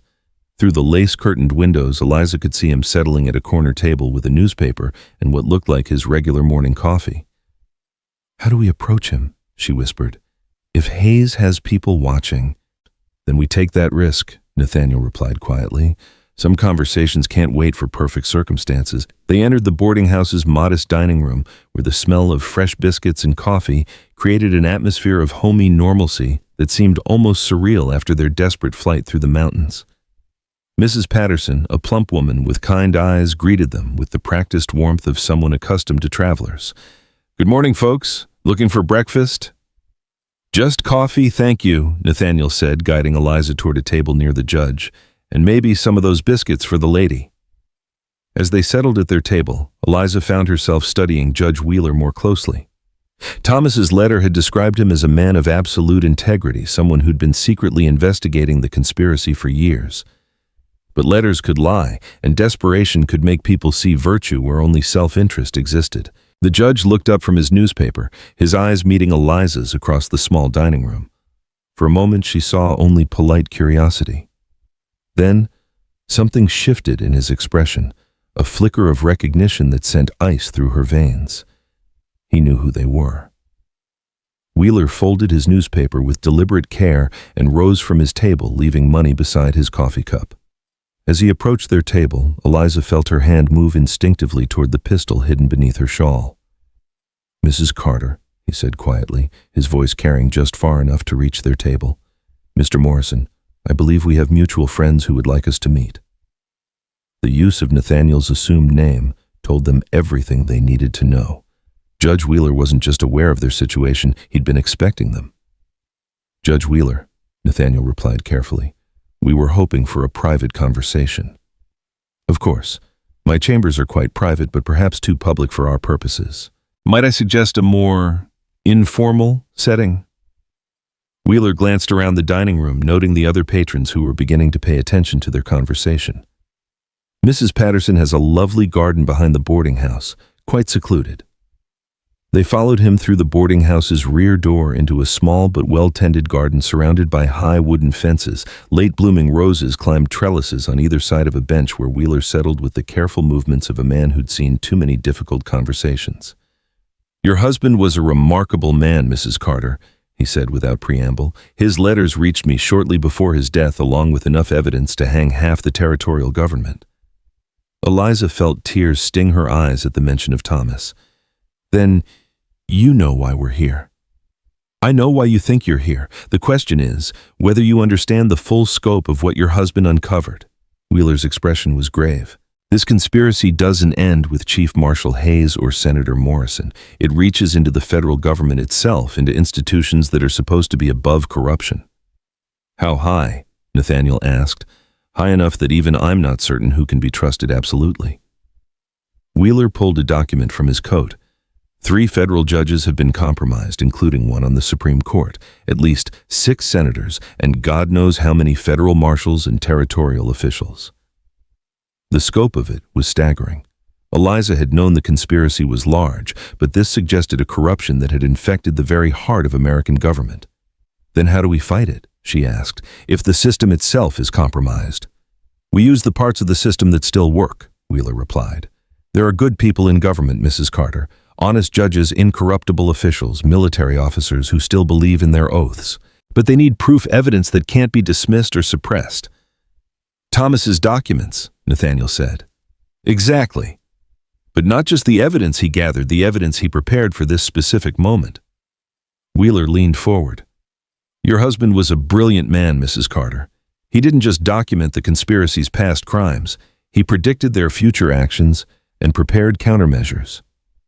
Eliza felt her heart race. What kind of countermeasures?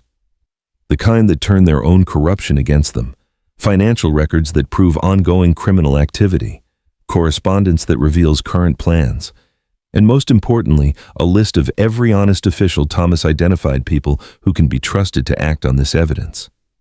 "You're saying Thomas planned for this exact situation. I'm saying your husband spent the last 2 years of his life preparing for the day when someone would need to bring down this entire network. He couldn't do it himself, too visible, too connected to the Blackthorne family, but he could prepare the way for someone else." Wheeler handed her a sealed envelope. "This came with his final letter to me. Instructions for what to do if he died and you came seeking justice." With trembling hands, Eliza opened the envelope and found Thomas's familiar handwriting covering several pages. As she read, her eyes widened with growing amazement and determination. "He's mapped out the entire operation," she whispered. "Every step, every contact, every piece of evidence needed to bring them all down." "It's ambitious," Wheeler warned, "and extremely dangerous. The plan requires exposing ourselves to significant risk, trusting people we've never met, and coordinating actions across multiple territories. But it could work. It could work, if we're willing to see it through to the end, regardless of the personal cost." Eliza looked down at her sleeping daughters, thinking about the world they would inherit if this conspiracy succeeded. A world where corruption was normalized, where justice was for sale, where good people were murdered to protect the secrets of evil men. What do we need to do? Wheeler smiled for the first time since their conversation began. We need to send some very specific telegrams to very specific people. And then we need to trust that there are still enough good people in this country to stand up when it matters. The next several hours passed in a blur of careful planning and desperate hope. Using Wheeler's connections and authority, they sent coded messages to federal officials throughout the Western territories. Judges Thomas had identified as trustworthy military commanders who couldn't be bought territorial governors who still believed in justice. The plan was elegantly simple in concept, but terrifyingly complex in execution. On a predetermined day and coordinated actions across 6 territories, honest officials would simultaneously arrest the conspiracy's members and seize their assets. The evidence would be presented in multiple jurisdictions at once, making it impossible to suppress or discredit. The beauty of it, Wheeler explained as they worked, is that it uses the conspiracy's own structure against them. They've become so powerful, so interconnected that taking down the network in one place will expose it everywhere else. But the plan also required something that made Eliza's blood run cold. "You want me to surrender to Hayes," she said, reading Thomas's instructions. "Walk into federal custody voluntarily. Not surrender. Allow yourself to be captured, but on our terms and in our timing." Wheeler's voice was gentle but firm.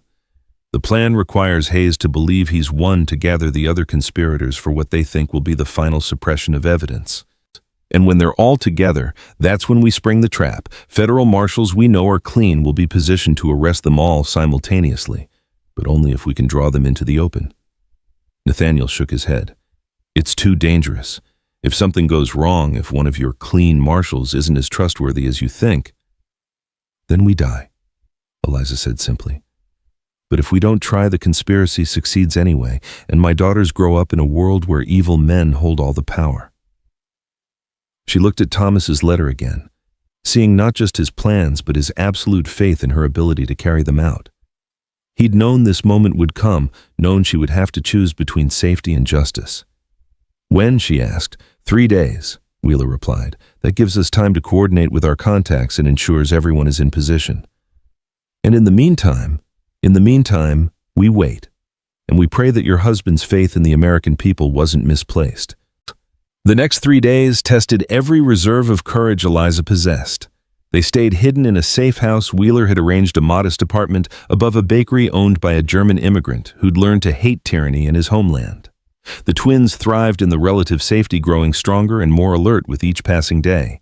But Eliza found herself constantly thinking about Dr. McCrae, about Nathaniel's men, who died buying time for their escape, about Thomas himself, lying cold in his grave.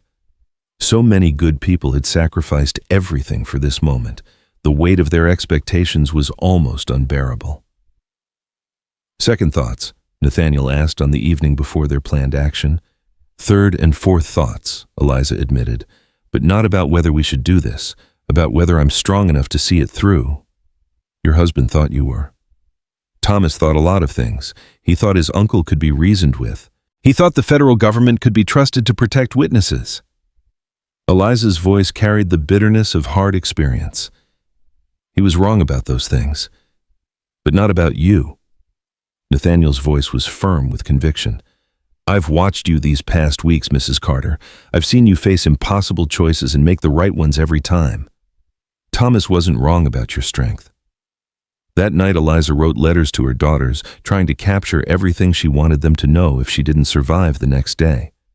She wrote about their father's courage and love, about the importance of standing up for justice, even when the cost was high, about the kind of women she hoped they would become. "They'll never remember this," she said to Nathaniel as she sealed the letters. "If something happens to me, they'll grow up without knowing what their parents died for." "They'll know," he promised. "I'll make sure they know. And if the plan works, they'll grow up in a world where their parents' sacrifice mattered." The morning dawned clear and cold with the bite of approaching winter in the air. Eliza dressed carefully in her best traveling clothes, wanting to look respectable when she walked into Hayes's trap. The twins seemed to sense something was different, fussing more than usual as she prepared to leave them in the care of Wheeler's housekeeper. "Remember," Wheeler said, as they reviewed the plan one final time, "you're not surrendering. You're presenting yourself to discuss terms for the release of evidence. Stay calm, stay in character, and trust that we'll be in position when the moment comes. And if you're not, then improvise." Your husband included contingency plans for almost every possibility. They walked through Denver's morning streets like condemned prisoners approaching the gallows, but also like soldiers marching toward a battle they believed they could win. The federal building loomed ahead, its stone facade imposing an official representing either justice or tyranny, depending on who controlled it. "Last chance to change your mind," Nathaniel said quietly. "No," Eliza replied, thinking of Sarah and Rebecca sleeping peacefully in their temporary haven. "This is where we make our stand." They climbed the steps to the federal building's main entrance, where two marshals immediately recognized them, despite their disguises. Within minutes, they were escorted to a conference room, where Hayes waited with a smile that didn't reach his eyes. "Mrs. Carter," he said with false warmth, "how good of you to finally see reason."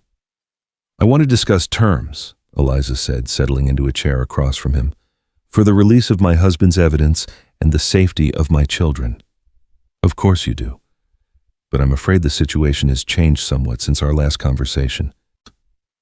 Hayes gestured to the windows where Eliza could see federal marshals taking positions throughout the building.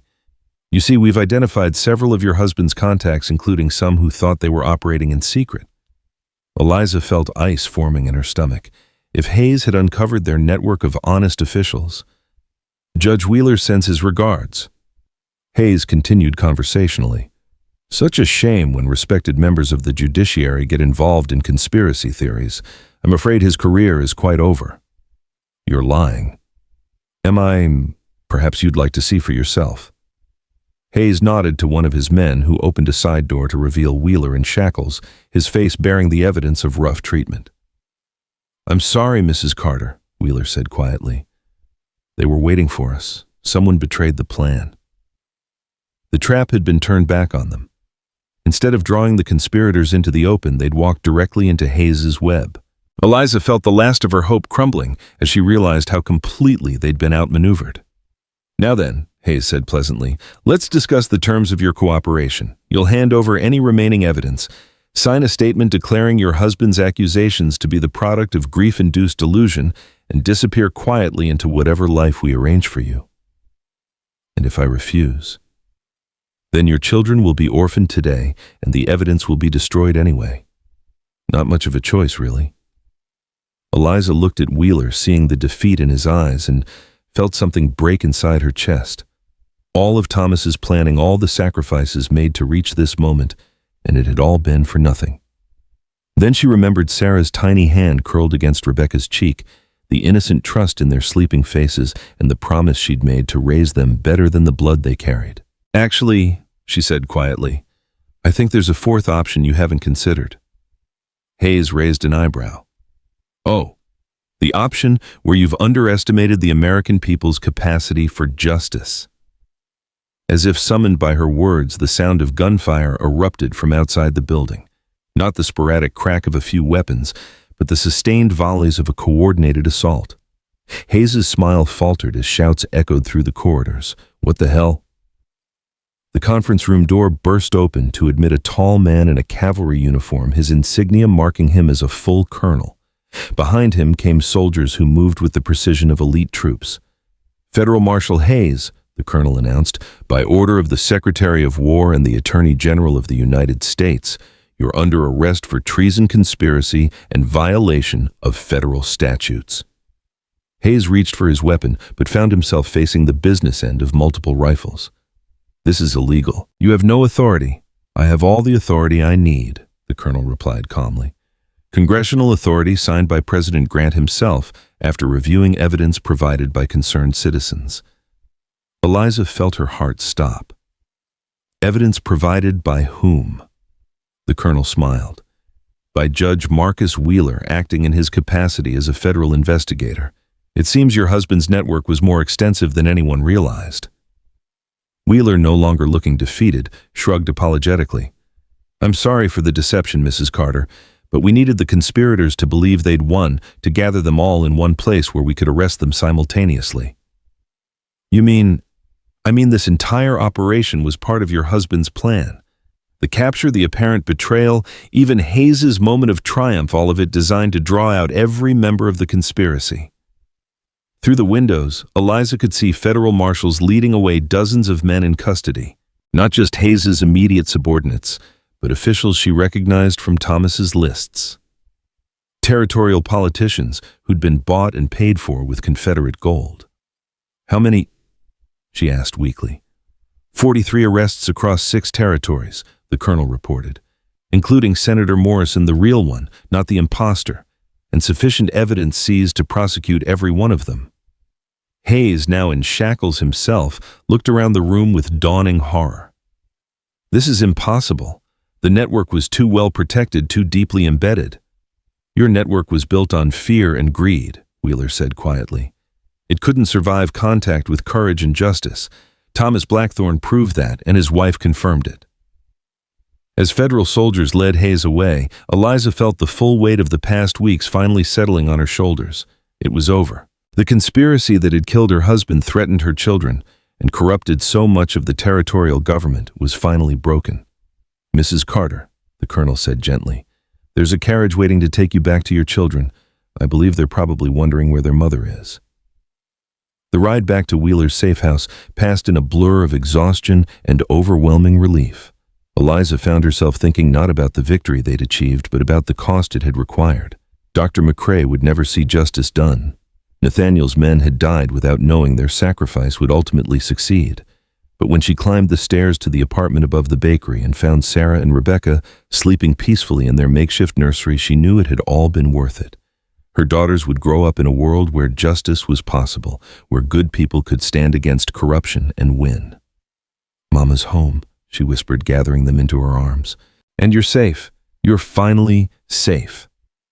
Wheeler appeared in the doorway looking older than his years, but satisfied in a way she'd never seen before. "It's really over?" she asked. "The conspiracy is broken. The gold has been recovered and will be returned to the federal treasury. The corrupt officials will face trial and imprisonment." He paused. "Thomas's evidence was even more comprehensive than we'd hoped. We'll be prosecuting cases for years. And my daughters will inherit their father's legitimate estate plus damages for what you've all endured.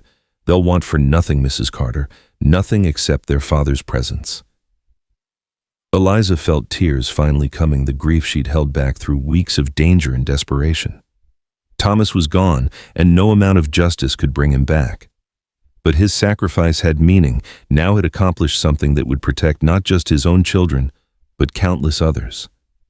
He would have been proud, Wheeler said quietly, of what you did, of the courage you showed. You finished what he started. "We all did," Eliza replied, thinking of all the people who'd risked everything for justice. Dr. McCrae, Nathaniel's men, you and your network of honest officials. Even Nathaniel himself, where is he, by the way? Safe, reunited with what's left of his men and working with federal investigators to track down the last few conspirators who escaped the net. Wheeler smiled. "He asked me to tell you that the Blackthorne family name will be redeemed, that your daughters can be proud of their heritage." As the afternoon sun streamed through the windows of their temporary sanctuary, Eliza held her daughters close and thought about the future. There would be challenges ahead. Raising 2 children alone was never easy, and the shadow of recent events would follow them for years. But they would face those challenges as free people in a society where justice was still possible. Sarah stirred in her arms, opening eyes that were the exact blue of her father's, and Eliza felt her heart swell with love and determination. "Your daddy was a hero," she whispered. "And someday when you're old enough, I'll tell you the whole story, about how he fought against evil men and one about how good people stood up when it mattered most." Outside, Denver was settling into evening, the ordinary sounds of a city at peace. Somewhere in federal custody, the men who'd thought themselves above the law were learning that justice, however delayed, could not be denied forever. The age of secrets was truly over. The age of truth had begun. And in a small apartment above a bakery, Two baby girls slept peacefully, unaware that they carried within them the power to choose light over darkness, courage over fear, justice over corruption. Their father's legacy lived on in their innocent dreams and the testimony that would convict his killers, and in the simple truth that love and courage could triumph over the darkest conspiracy. The nightmare was over. The future, bright with possibilities, stretched out before them like a promise finally kept. Reyes